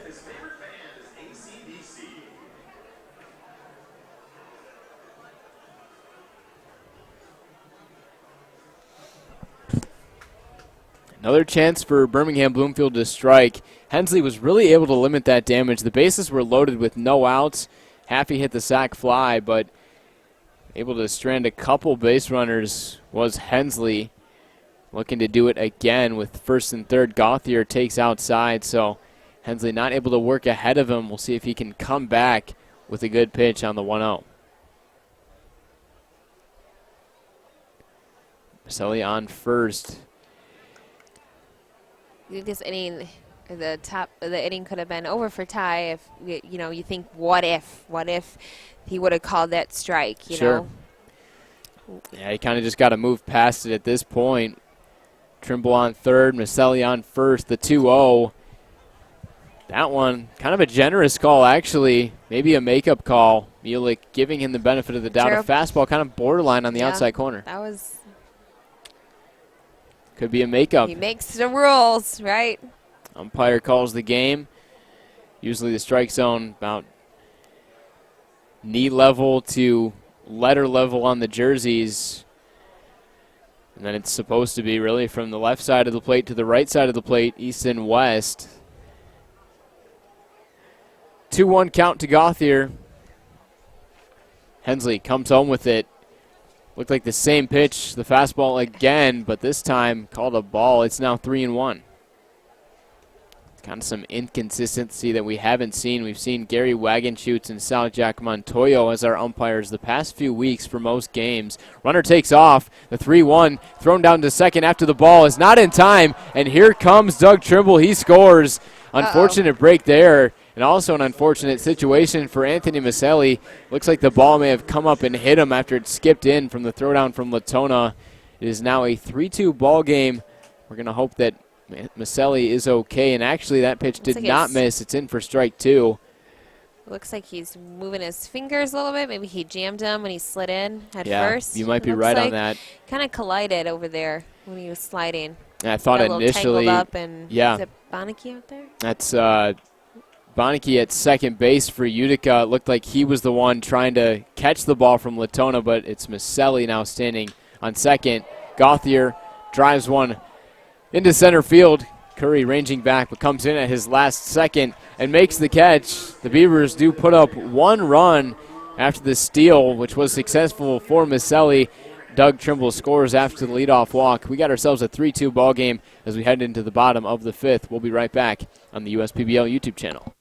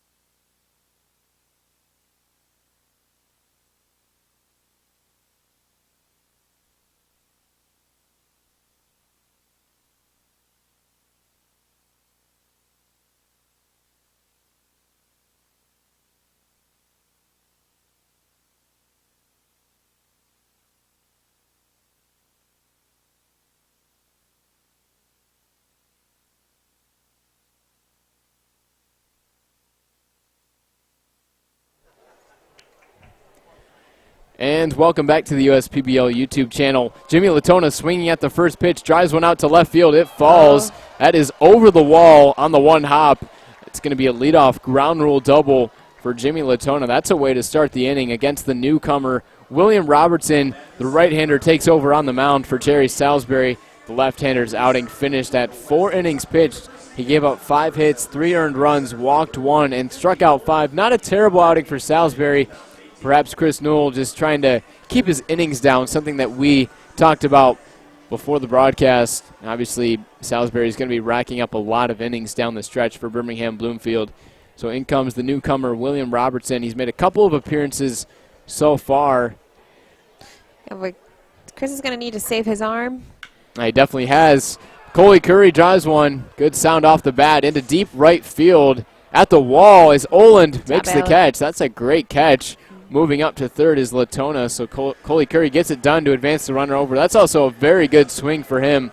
But it sounded pretty coming off that bat. Yeah, it definitely did. You could kind of hear the crack off of it. almost had the home run distance, driven to one of the deeper parts of the ballpark in right center field, but just not quite enough on it. Alec covered some good ground over there. Yeah, he really did, chasing it down. Here comes Eric Jones. He homered into left field, a solo shot in the third over to the left field wall, a line shot, and the wind has died down. The wind was blowing in for most of the game, and during that at bat for Jones, so he's got even better of a chance for a home run this time around. And he's not going to have a chance for a home run. Looks like they're going to intentionally walk him. And that just shows you the type of hitter that Jones has been. He's hitting .371 with a .444 on base percentage. The last 2 games against Birmingham Bloomfield, 2 home runs. One of them was a walk-off 3-run shot on Sunday. So not wanting to deal with them, they just put him on first. Not a bad move. It sets up the double play, and here comes Ashton Barzell. Smart play. Got to think ahead here. Yeah, you definitely do. Especially Ashton, he's had some good home run history here. Newbie, definitely somewhat newbie since the senior showcase, but college showcase. He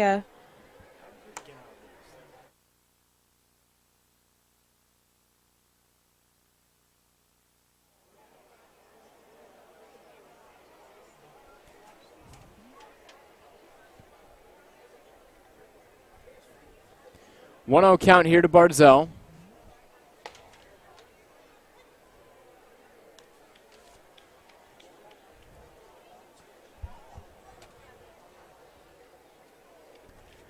It's now 1-1 here against Ashton Barzell, right fielder for Utica. He walked in the first, lined out to right in the third. This is a good opportunity for him. The Beavers have scored 2 unanswered runs, 1 in the 4th and 1 in the 5th. Utica would like to get maybe a couple of insurance runs. The wind picking back up a little bit, blowing in once again from center field. But Jones on first after the intentional walk. Latona on third after his double. And this one rings up Barzell for strike 3. First strikeout for William Robertson. And that is a big one there for out number 2.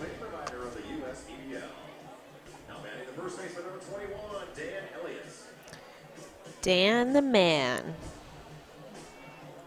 And here comes Dan the Man Elliott. And before he comes up, Chris Newell's going to go for a mound visit. A little pep talk. Yeah, and why not? Elliott has also torn up the competition over the last week or so.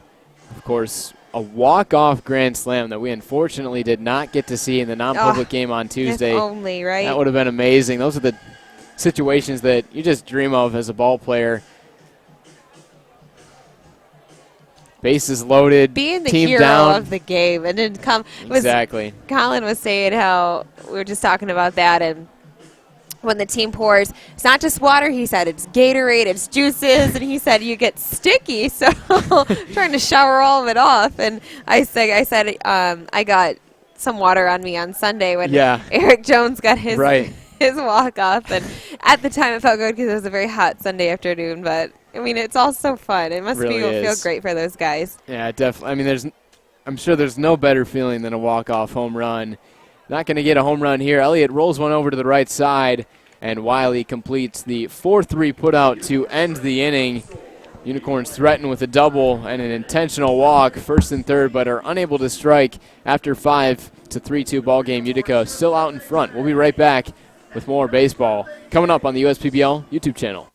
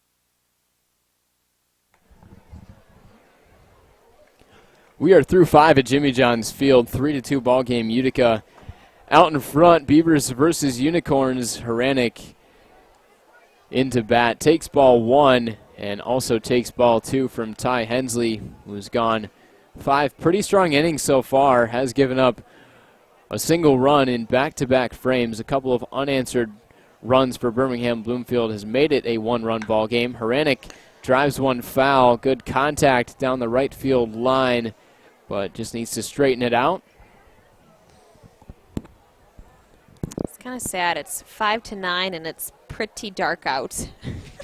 Summer nights, those long summer nights are starting to come to an end. The fall weather kind of coming in downtown Utica. Haranek driving one out to right center field. In and making the dive, Ashton Barzell.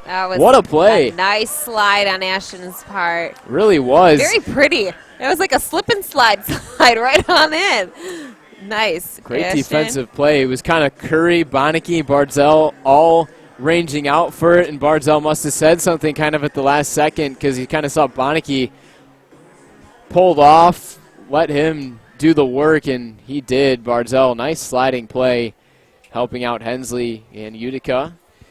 Out number 1, here comes Ross Haffey, the man who drove in the first run of the game for the Beavers back in the 4th with the bases loaded. Broken bat this time, but it finds its way into right. Base hit on the broken bat, and usually a broken bat as a pitcher means I beat the hitter, but in this case, Haffey gets the single, kind of just muscles it into right.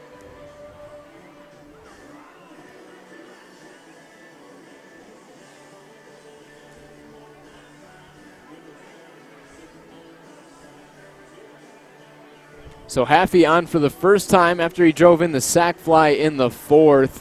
The Beavers were not able to do anything with the bases loaded, but this man right here almost had the double down the line. That was TJ Ward. It's close. TJ needs a little redemption.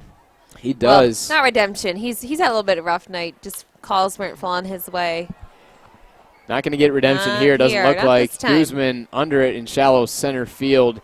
He makes the catch for out number 2. Ward on the night now 1 for 3. Does have the 1 double. Could be 2 doubles with the run batted in, but yeah, it definitely does seem like the luck is not falling in the way of Ward these past couple times up. He goes down via the pop out to the shortstop, Guzman, and with 2 down, here comes Justin Wiley, 0 for 2 in his 2 at-bats so far. He has ended both innings. He definitely doesn't want to end an inning for the 3rd time. Not tonight. Nope. Wiley comes in hitting just .227, but really impressive walk numbers for a man who likes to be very aggressive at the plate. Does take strike 1. Wiley with 20 walks over his first 21 games. He's really shown that he can be disciplined at the plate and draw a walk when need be. Pops one in the meantime over to the right side of the infield. Kyle Bonneke ranging under it, wind blowing it around a little bit, but finally under it and makes the catch. A quick inning for Hensley despite the 1 single from Haffey, able to escape out of it. We head to the bottom of the 6th. It'll be Kyle Orloff, Colin Rideout, and Adrian Guzman due up. We'll be right back on the USPBL YouTube channel.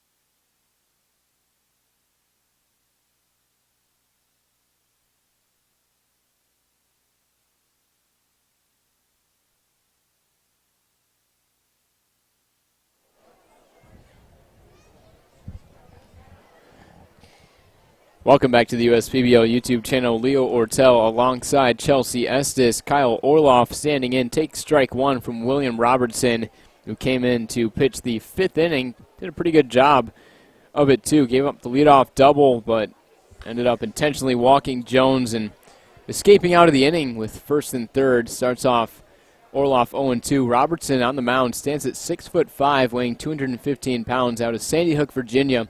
Robertson attended the University of Science and Arts of Oklahoma. I wonder what he studied if you go to that school. I'm guessing science, maybe some arts. That may be a question I need to ask him. Are you artsy? Are you sciencey? You know, what's your specialty here? And we're trying to look up his college numbers right now. But from what I remember, I think he did have pretty good numbers in college. The 1-2 pitch driven up the middle. Good piece of contact. Orloff will reach first base with the leadoff single.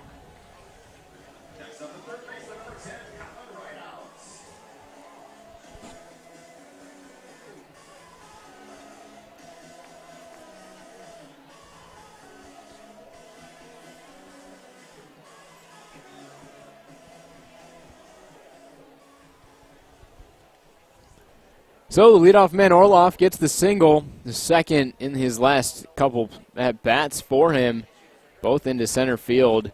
So really some good swings from the Cincinnati, Ohio native. In steps Colin Rideout, 0 for 2. Struck out swinging in the second and had a good line out into center field in the 4th, which Coley Curry ended up catching, but a very good swing for him nonetheless.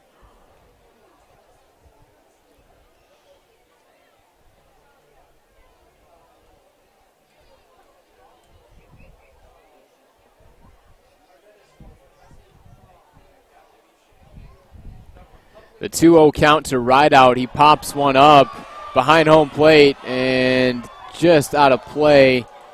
Turns into a turns into a souvenir for a fan, I should say, in the grandstands. Everyone's safe. Don't worry. No hits.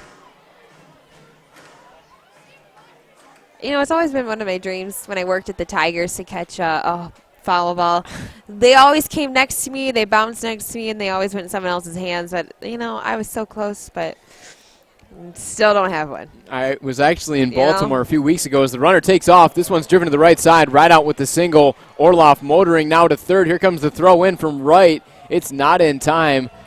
Not a bad effort from Olin, but Rideout will reach on the single as Orloff moves up to third. So another good situation for Utica. Back-to-back singles to start off the inning, but back to our conversation about foul balls. I was on my baseball trip a few weeks ago, went out east. I was at the Orioles game, sat down kind of just in a random seat in the lower bowl. It was about 4th inning. Chris Davis of Baltimore, left-handed hitter. I was on the third base side, fouls it off, bounces right on the concrete, right into my hands. Kind of just happened. You got the biggest smile on your face right now. You're geeking out. I love it. That's so cool. Yeah, it was pretty cool. Oh, I love it. Did you put it in a baseball case? Not yet. Not yet? Is it going to be? Maybe. Maybe. How cool is that, though? Yeah, that was pretty cool. Were you with anyone? Yeah, I was with my cousin. He was getting food, though, so he missed it. Oh, you missed it. Shoot. That's yeah, definitely. Really cool, if you're a fan and never have caught a foul ball, it's pretty cool, I'd say. Oh, for sure. So here comes Adrian Guzman. He lays off ball 1 so far in the game. A couple of flyouts for Guzman, 1 into left and 1 into right. 1st and 3rd, a good chance for Utica to add some insurance runs against William Robertson. Not a bad start for Salisbury. He gives up the 3 earned runs over 4 innings. Maybe didn't go as long as Chris Newell would have liked, but Newell obviously trying to limit him, keep him preserved for the playoffs. The 1-0 pitch is fouled off. This playoffs will be here before we know it. Sure Don't want to miss it. Make sure you get your tickets soon. It's going to be a close one. I have a good feeling about this one. I believe it's anybody's, it's literally anybody's game. It really is. I believe we're about 21 or 22 days away from the championship Sunday game. So there is a lot of time left, but when you really look at it from a big picture perspective, there's not many games left in the season. Guzman grounds one softly to the left side. TJ Ward, makes the play, throws to first. They get the out. But in the meantime, the run does score. Pitcher, we took a little slip and slide action. Yeah, it was TJ Ward that kind of came up with the ground ball. He had a chance to get him at home, but unable to make the play. But he does get the out at first, so one down. That is run number 4 for the Utica Unicorns. They up it, still 4-2.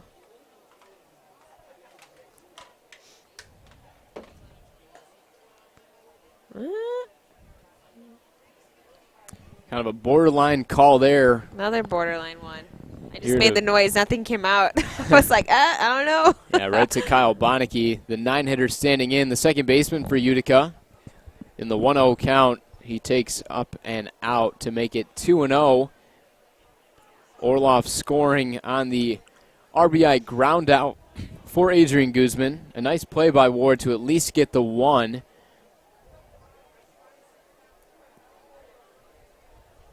Well, that is a big insurance run for Utica, one that they definitely needed. In the meantime, Kyle Bonneke drives one out to right field. Alec Oland at the wall. On the track, he leaps and can't make the catch, and that ball is gone. Kyle Bonneke with home run number 3 of the year, a 2-run shot, makes it 6-2. That's some nice cushion for the Unicorns. That really is. That's going to really help out Ty Hensley if he comes out for another inning of work. That is big time right there for Bonneke. A very good swing for him.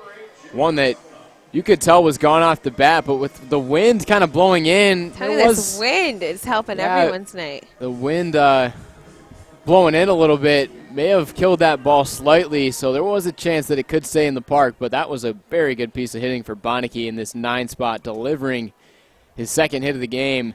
Drives in 2. It's now 6-2. Here comes Jimmy Latona. Comes up empty on the breaking ball. So Robertson looked a lot sharper in the 5th inning, but 3 hits in the inning, 3 runs home. And now he'll have to deal with Latona back at the top of the lineup. He's already 2 for 3 with a double and a single. He drives one deep out to left field. Doug Trimble chasing in. Does not make the catch. In and out of his glove. That's the second play that Trimble's had trouble with, and that should go down as error number 1 in this game. Another tough break out in left. Seems to really be struggling seeing the ball perhaps out in left field, maybe battling the lights. Could be, because I mean he's there, you know. He makes the effort of getting there. It's just following through the execution, and that kid, I can't imagine that feeling and just gosh, I should have had that. And but you know what? Again, like you said, can't dwell on it. Got to move on. But then that's right. two tonight. That's a tough one to shake off. Yeah, it really is. You just gotta shake it off. Say I'm gonna make the next play, but maybe some kind of confidence issue in left. Maybe Trimble not used to left field. I'm not sure where he played in college, but clearly having some trouble squeezing the ball in his glove. In the meantime, Gauthier squeezes strike 1 to even the count with Coley Curry up at the dish. Deep fly out into right in his last at bat before a couple strikeouts. Curry is 0 for 3. And it was a good swing off of Robertson. Curry with 2 strikeouts against Salisbury, the starter, the lefty. Curry has a lot more success against right-handed pitchers. Takes outside as it misses 2-2. But coming into the game for Coley Curry, just not great numbers against lefties. 1 for 25, hitting .040. But against righties, .339.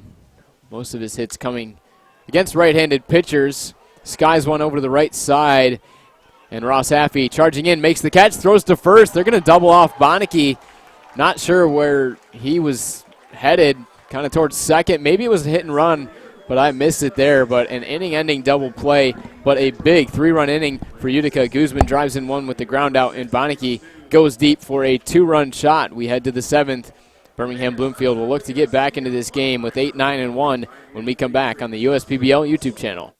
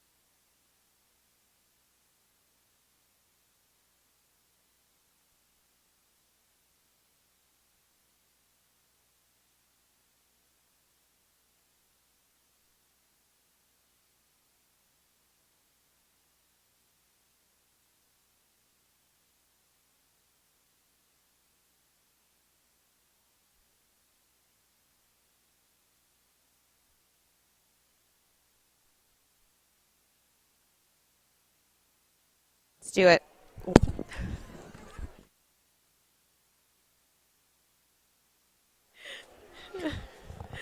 All right, welcome back to the USPBL YouTube channel. We head into the 7th inning. We've actually got a pinch hitter. Justin Kelly is going to pinch hit for Doug Trimble, who was struggling out in left field. So being replaced in the lineup by Chris Newell to try to change it up. Kelly, I was actually watching him hit during BP. He was taking some pretty good hacks out there. He's really struggled, only hitting 200 so far, but he's definitely got some potential. He actually attended Wayne State University and came into the league, hit a home run over his first couple weeks, but then kind of struggled and hasn't had a lot of opportunities, but no better time than now to get something going. Now is the time, absolutely. Swing and a miss, can't get anything going. Ty Hensley continuing to cruise through this lineup. It's definitely cruising. Another strikeout. Maybe we'll see him beat that 7 inning. Willie Martin, this reminds me when I was talking to him, he said maybe Ty will go the whole game. So he did throw that out there. That. We would love that. That'd be great for him. Yeah. That would definitely make it the longest start for him since high school. High school, right? Yeah. All the way through affiliated baseball, all independent ball experience, had not gone 7 innings in a start, which kind of just baffled us when we found out. But able to go 7 innings, 2 starts ago. He worked into the 7th inning in his last start, but finished at 6 1/3, looking to go at least 7 in this start, and he's making a strong case for it. He's looking probably the sharpest he has right here in the 7th. I wonder what his pitch count is at the moment. And we don't have a count on the official pitch number for Hensley, but if he gets through this inning quickly, I wouldn't be surprised to see him go out for the 8th. His season high on strikeouts also is 7. He's got 5 after striking out Justin Kelly. And Campana has actually been 2 of those victims, both swinging high on a fastball. An 0-2 spot, if you're Campana, you don't want to chase that high fastball again, but there's a lot of options for Hensley right now ahead in the count. And look at that, breaking ball, outside corner, just misses. Again? Another borderline call. I think this is like the third one, and he's walked off the mound thinking he's had that. Yeah, he definitely thought he had it again. Breaking ball, that curveball just missing on the black on the outside, but Hensley not happy with the call. I don't blame him.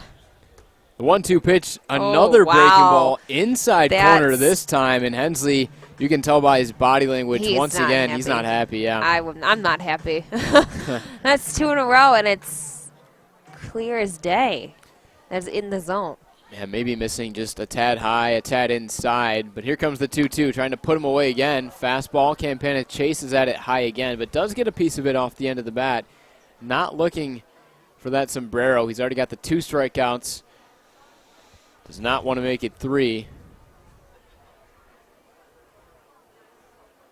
2 runs on 4 hits for Birmingham Bloomfield. They've got 1 down, 2-2 count, and there it is again. Campana goes down swinging for the 3rd time on a high fastball. Strikeout number 6, out number 2 in the top of the 7th.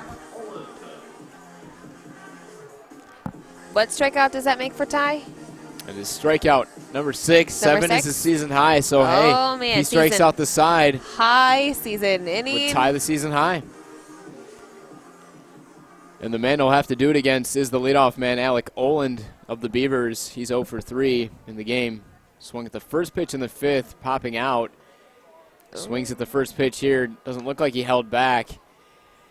As in fact, Jim Mulick, our home plate umpire, calls strike 1. Oland riding the 7-game on-base streak, looking to make it 8, but has not gotten on base tonight. A pop-out, a fly-out, and then another pop-out on his ledger. The 0-1 pitch sent to the left side. Eric Jones, playable for him, has to leap up at the last second, but he makes the catch. Birmingham Bloomfield goes down 1-2-3 for the first time since the 3rd inning. Ty Hensley continues to carve through this order as he goes 7 innings. Hopefully we'll see him back out for the 8th, but we'll head to the bottom of the 7th. Stretch time at Jimmy John's Field, and we'll be right back on the USPBL YouTube channel.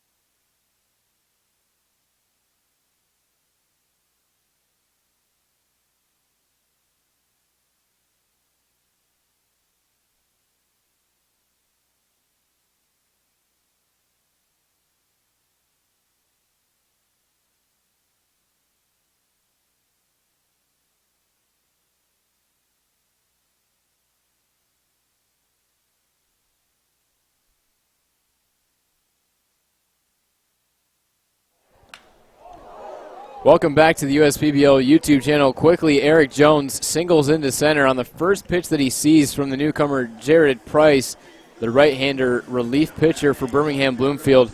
That is another hit for Eric Jones. Make him 2 for 3, also with the intentional walk. He just cannot be stopped by the Beavers. over last week and now into this week. A solid single for him, but the outing is finished for William Robertson. He goes 2 innings, giving up 4 hits, 3 earned runs, walking 1, and striking out 1. Not the best outing for him, so Price is looking for a better outcome than him. Starts off Barzell with strike 1. Price, of course, out of Midwest City, Oklahoma, gets Barzell to swing at it for 0-2 now. Price attended Oklahoma Christian University, made his USPBL debut on July 3rd against Eastside. A good outing for him there, and he's really had some solid outings for Birmingham Bloomfield at the back end of this bullpen. Comes in with the changeup on the inner half, but just misses off the plate. In 8 appearances and 3 starts so far, Price has posted a .363 ERA in 22 1/3 innings of work. Only 9 earned runs, 9 walks to 13 strikeouts, so kind of high walk numbers, kind of low strikeout numbers, but the ERA is definitely impressive, being at .363. It's now 2-2 to Barzell.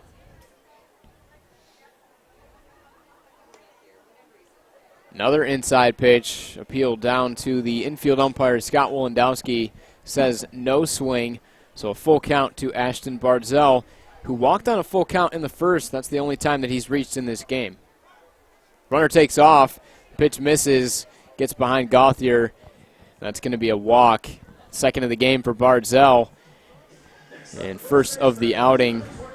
First 2 base runners on in the inning for Price, and if you're Birmingham Bloomfield right now, you're looking for victory number 21. They've actually technically played less games than the Mammoths and Unicorns, because they have some unfinished games against Eastside. Those are in the 8th and 9th inning, which will be made up at later dates. But if you're Birmingham Bloomfield at this point in the game, and you're just trying to stay in the game any way you can, but this is not the way you want to start off this inning. No, it's not. Absolutely not. 6-2, Utica on top, bottom of the 7th. Time is running out. It really is. A single for Jones to start it. A walk for Barzell puts him on first with the free pass. And here comes Dan Elliott, the man who hit a walk-off grand slam on Tuesday this week against Eastside. He takes strike 1, backdoor breaking ball. That's a good pitch from Price. We'll look for him to maybe pull that out a few more times. We'll just call him Dan the Man for the rest of the year. And that's what he's been for this team, hitting .283 coming in with 6 home runs.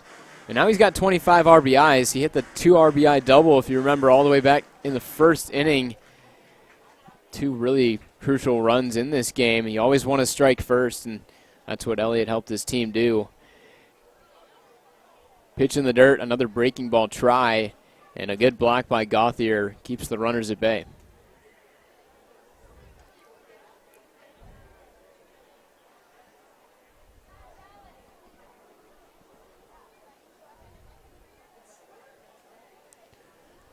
Two-two count to Elliott. The pitch.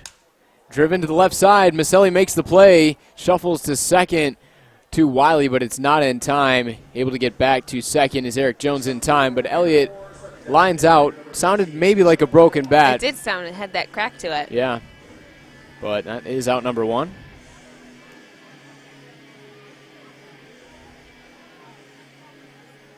And here comes Kyle Orloff, starting to heat up now in his 5th game. He came in hitting .286, but 2 for 3 in the game tonight as the designated hitter. He's done what he's needed to do.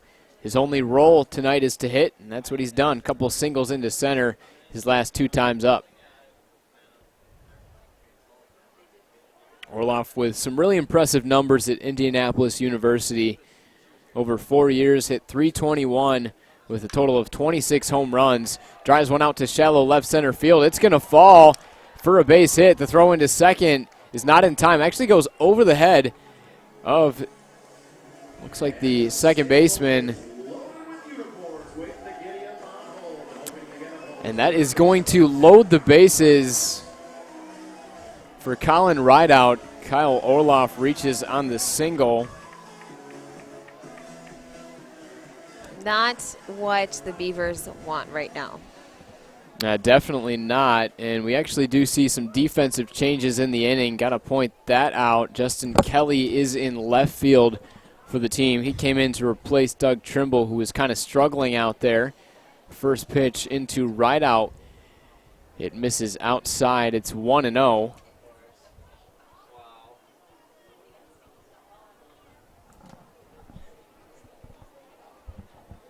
And the 1-0 pitch right out fouls it off to make it 1-1.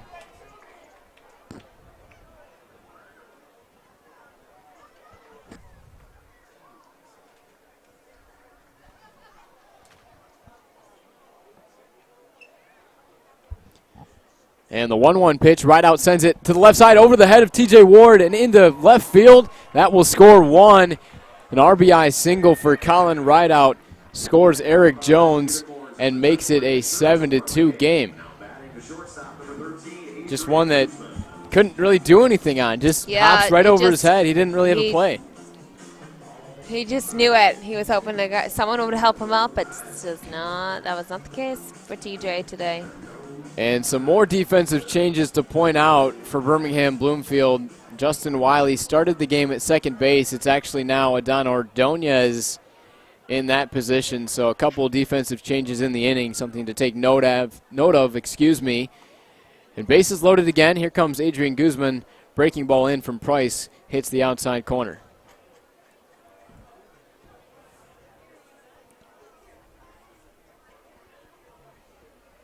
Big spot for Guzman. Like to add some more insurance.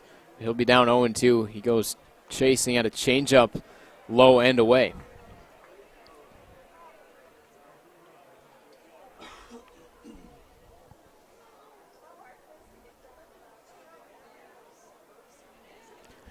Guzman in the 0-2 spot. He's got them all loaded up. The pitch. Another breaking ball. The third straight from Price. Misses a little bit higher than he would have liked to. Gauthier was set up kind of low on the outer part of the zone. So he'll have to try it again against Guzman, who drove in a run back in the sixth. He grounded out, but he got the job done. The 1-2. Way outside with the fastball. The command just not where Price needs it to be. Got someone warming up in the Beavers bullpen. Yeah, it looks like for the time being, another pitcher at least stretching out for now. Not up and throwing yet. The 2-2 pitch swung on and missed. Strikeout number one. That's a really big out number two. Huge. Next up, the second baseman, number 9, Kyle Meineke. So Adrian Guzman goes down swinging, chasing the curveball low and away from Jared Price, and that is out number two. Here comes Kyle Bonneke, who hit that two-run shot over the right field wall, his third of the season, last inning. This time grounds one to the right side, playable for Haffey. He flips to Price covering the bag and is just in time to get the out. It really was. They just got him by about a step, but Price strands the bases loaded. One run comes home on a single from Colin Rideout. 7-2 ball game. We will head into the top of the eighth inning. We'll be right back on the USPBL YouTube channel.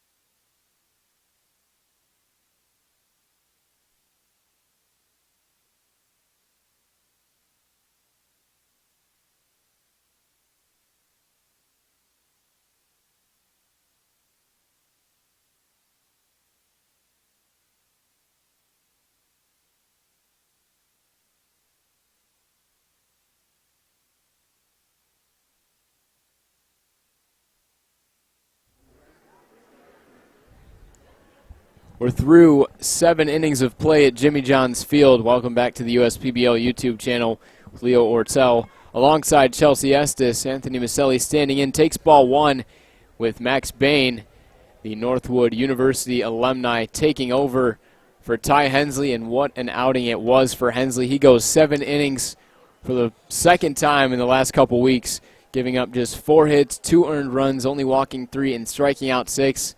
Really, we saw some really good stuff on the mound from Ty Hensley once again. Absolutely. Good for him.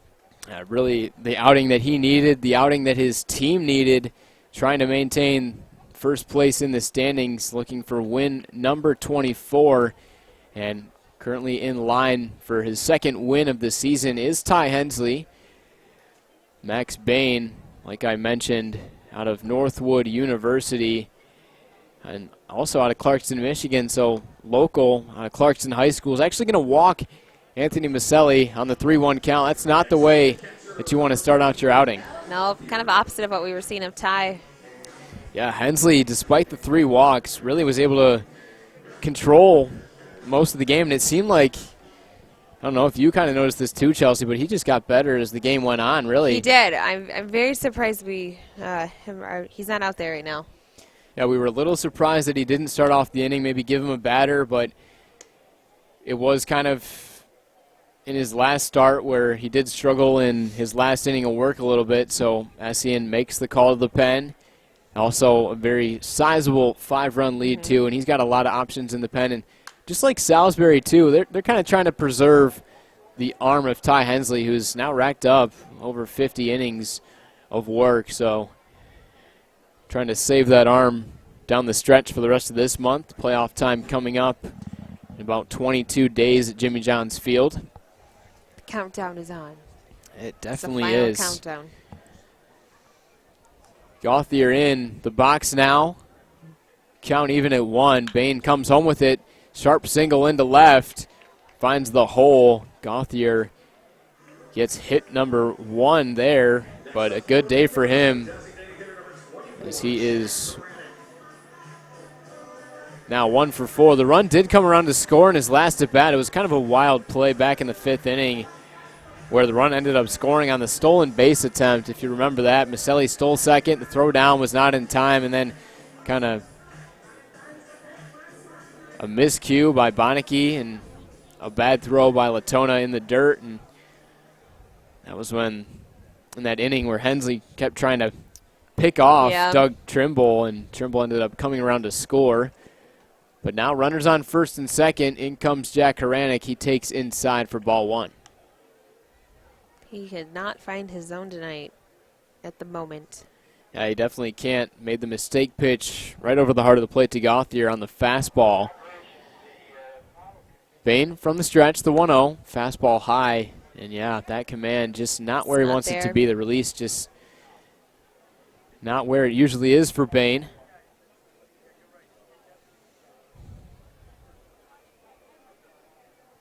Walks have been what have hindered Bain, 16 of them through 18 in the 3rd innings. He's got 14 strikeouts, and opponents are hitting just 194 against him with just 2 extra base hits.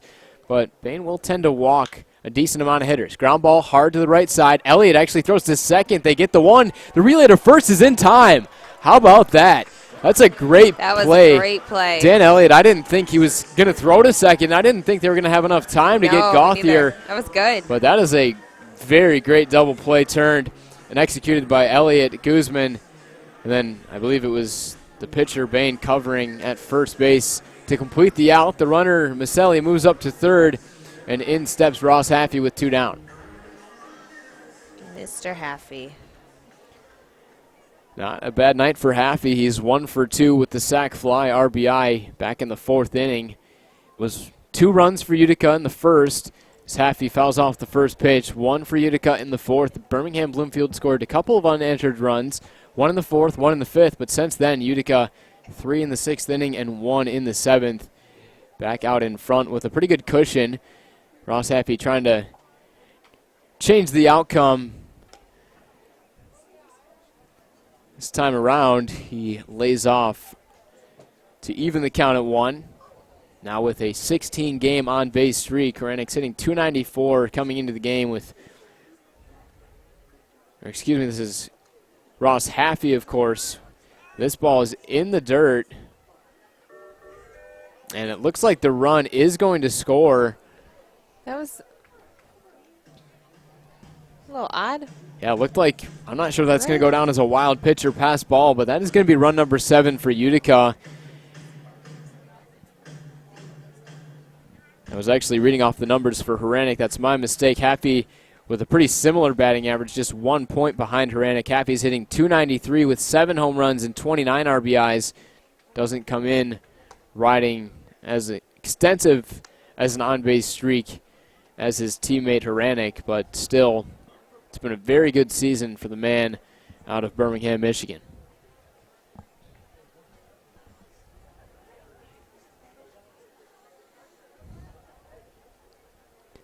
Two down, the 2-2 count coming up. Bain delivers and will strike out Haffey. Goes down on strikes for the first time. First strikeout for Max Bain, but a wild pitch from Bain does score a run. It's now 7-2 Utica. We head to the bottom of the 8th. We'll see if Birmingham Bloomfield can fight back into the game when we come back on the USPBL YouTube channel.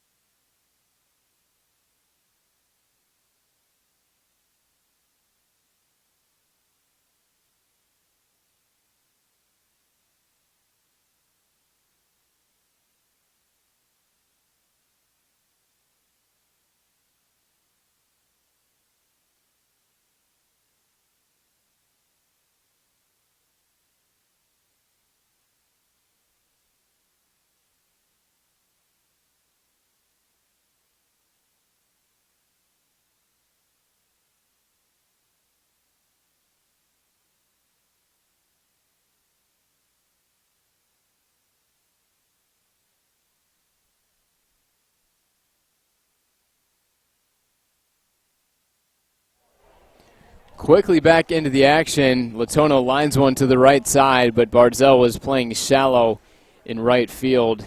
That's Alec Oland in right field. He makes the catch. Latona retired for out number 1. Jared Price is out there for another inning of work. He kind of struggled giving up the 1 run last inning, but was able to kind of limit the damage. Another bases loaded situation with 1 down, and Price was able to escape out of the jam. 1 down here in the bottom of the 8th, and here's Coley Curry.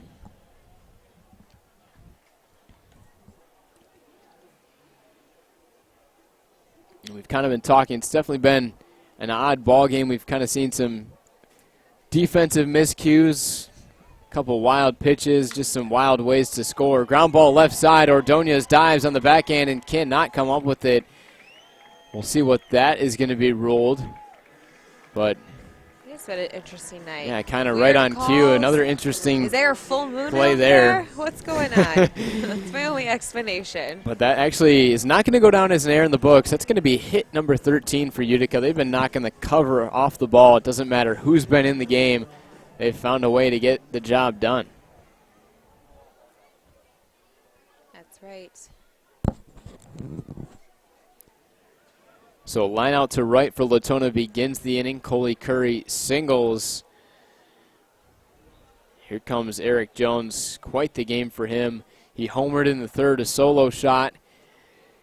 That was the 3rd run of the game for Utica. Since then, an intentional walk and a single into center. Jones takes 2 in a row. That time a breaking ball missing, skipping in a couple feet in front of home plate.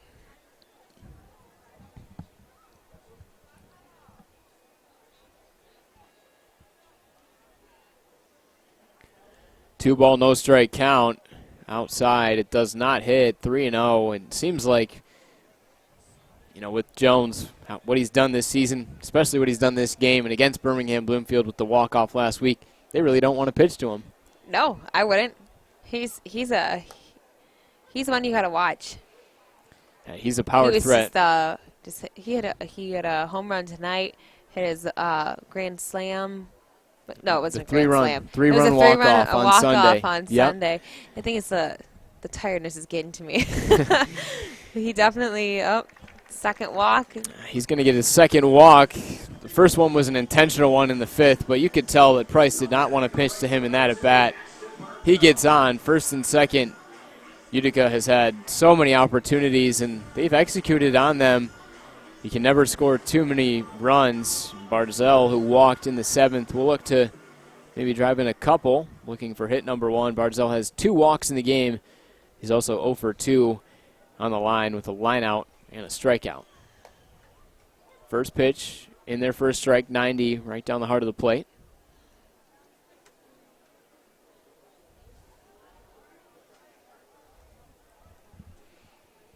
Of course, Birmingham Bloomfield sporting their away blue uniforms with their white pants and the special edition jerseys for Utica, the Field of Dreams jerseys that you can actually bid on. If you go to 32auctions.com/UU-1919, you can bid on those really cool Field of Dreams jerseys. Field of Dreams night, of course, at Jimmy John's Field, and 50% of those proceeds, once again, will go to benefit Utica Community Schools. So great cause. Exactly. Get yourself a nice jersey, support education in the local surrounding Utica area. That's right. Being a teacher is great to see when people support the schools. And once again, that link is 32auctions.com/UU-1919. If you can't find the link, go to USPBL.com and find it there. But you can bid on the favorite jersey of either your favorite coach, favorite player.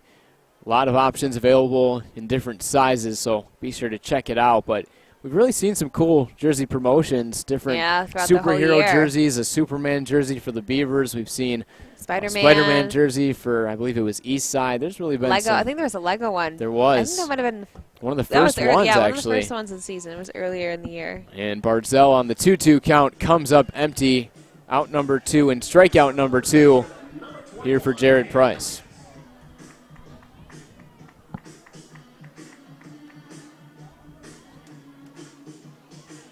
So Dan Elliott will come to bat with runners on first and second. A few more games coming up this week at Jimmy John's Field, as we'll have our Friday fireworks spectacular tomorrow night on Prostate Cancer Awareness Night at the Ballpark, presented by Carmano's Cancer Institute. Also a Fat Tire Friday, but those fireworks presented by Metro by T-Mobile. Be sure to come out to Jimmy John's Field, check out the fireworks. It's a great show. If you haven't seen it, it'll be Utica Unicorns back in action against Westside. And then on Saturday, Country Music Night, the Jade Daniel Band will be in the house when Westside takes on Birmingham Bloomfield. And then on Sunday, our afternoon game, Beauty and Beast in attendance, presented by Fairy Tale Entertainment on Sunday Fun Day with the Eastside Diamond Hoppers taking on Birmingham Bloomfield. So some cool promos the rest of the week, 3 more games after this one's all said and done. But back into the at-bat, it's 1-2 against Elliott. Grounds one to the right side. It's foul by a couple feet. Not that many chances left to come catch the fireworks. You want to make sure you come out, guys. Definitely. Only a few Fridays left before the end of the season. Like we've said, we've been talking about it a lot. Yeah, I believe it'll be 2 or 3 more times before the season is over. It looks like at least 3 more times. Actually, if we look into September, it'll be 4 more times. 4 times, okay. 4 more times. You got some chances to come out, but some are dwindling down. Elliott comes up empty here, goes down looking. It's a 7-2 ball game on the USPBL YouTube channel. Utica still out in front. We head to the top of the 9th. We'll be right back on the USPBL YouTube channel.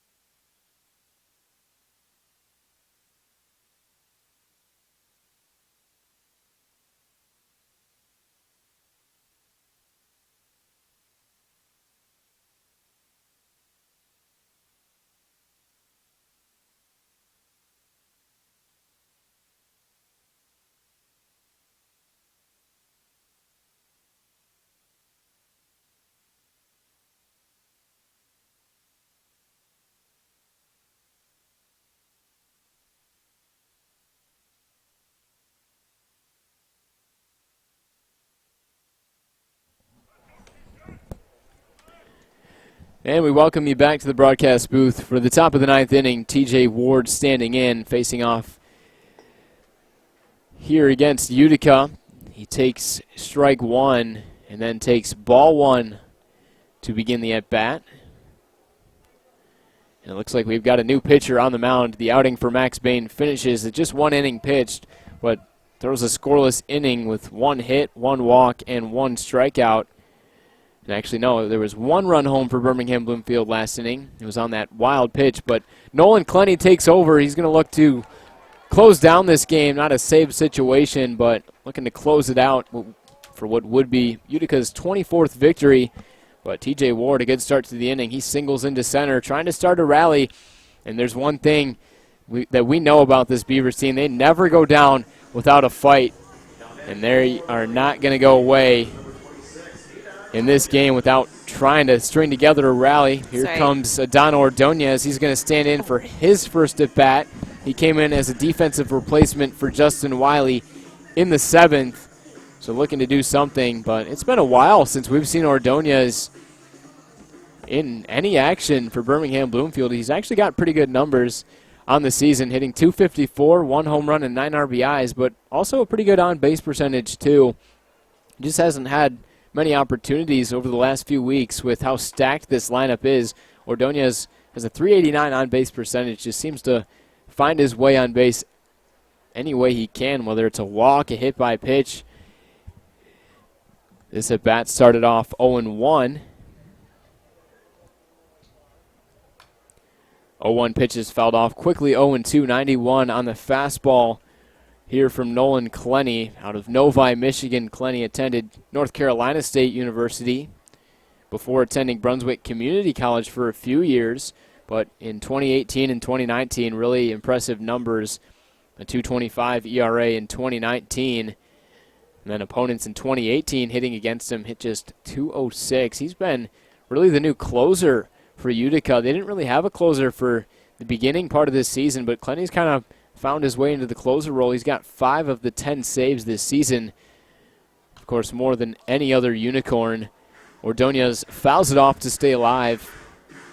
Clenny, through 31 1/3, has a 3.45 ERA. He has made 3 starts, but those were towards the beginning of his stint in the USPBL. He's made 15 appearances, only given up 12 earned runs and 12 walks to 27 strikeouts. Adán Ordóñez drives one deep out to left field. At the wall is Jones, and this ball is gone. Adán Ordóñez, 2-run shot. Beavers trying to stay in the game. First at bat, and Ordóñez comes up big.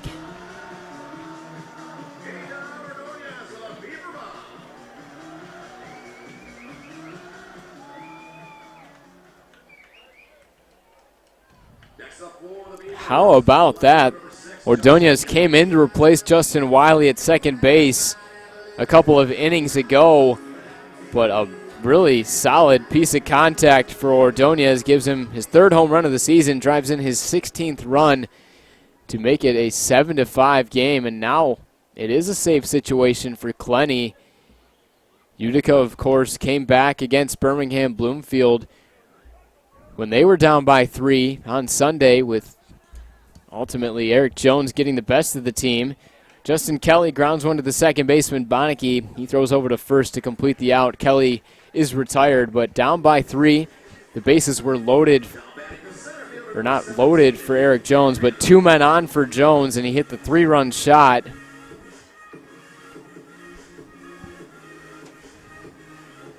But out number 1 in the inning. 2-run shot for Ordóñez. Now a ground out to Kelly after Ward had reached. Hard hit ball to the left side for Campana. Up with it is Guzman throwing to first. Quickly out number 2. And now Birmingham Bloomfield is down to their final out of this ballgame.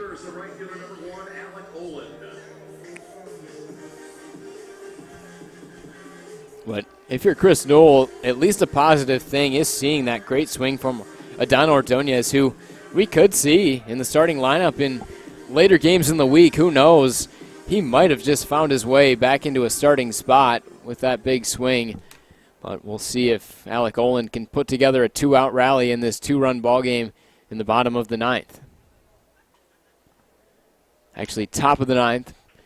It's now a 1-0 count.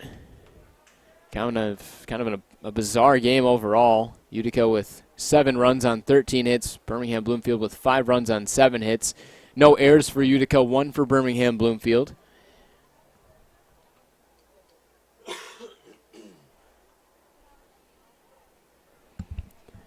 Two-0 count to Alec Oland. He lays off again, so it's 3-0. You don't want to walk one with 2 down, but you especially in this situation don't want to bring that potential tying run. Anthony Maselli up to the plate. He's on deck. The 3-0 pitch. That's right over the heart of the plate. Fastball. Finds the zone again.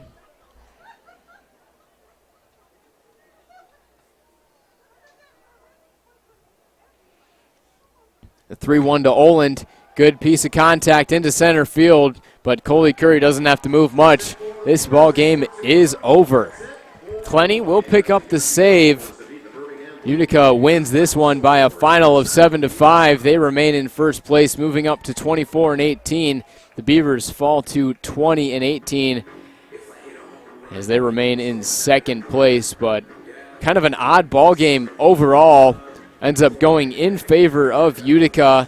They were able to strike early thanks to a 2 RBI double from Elliott. Later in the game, Eric Jones had the solo shot in the 3rd inning for his 4th home run of the year.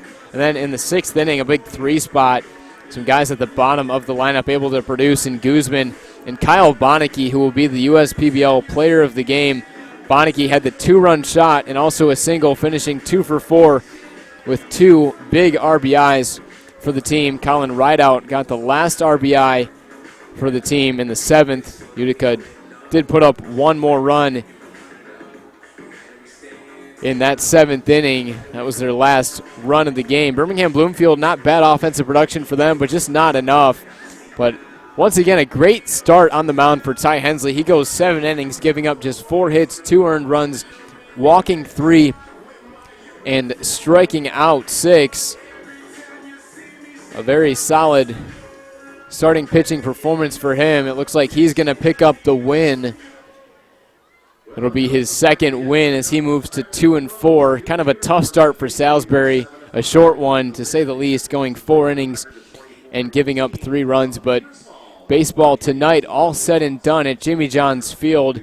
More ball games coming up here on the USPBL YouTube channel. Either come out to the field, but if you can't join us at Jimmy John's Field, I'll be back on the broadcast for the rest of the games this week. A lot of cool promos coming up, of course. Once again, it's Prostate Cancer Awareness Night at the ballpark tomorrow with Utica against Westside.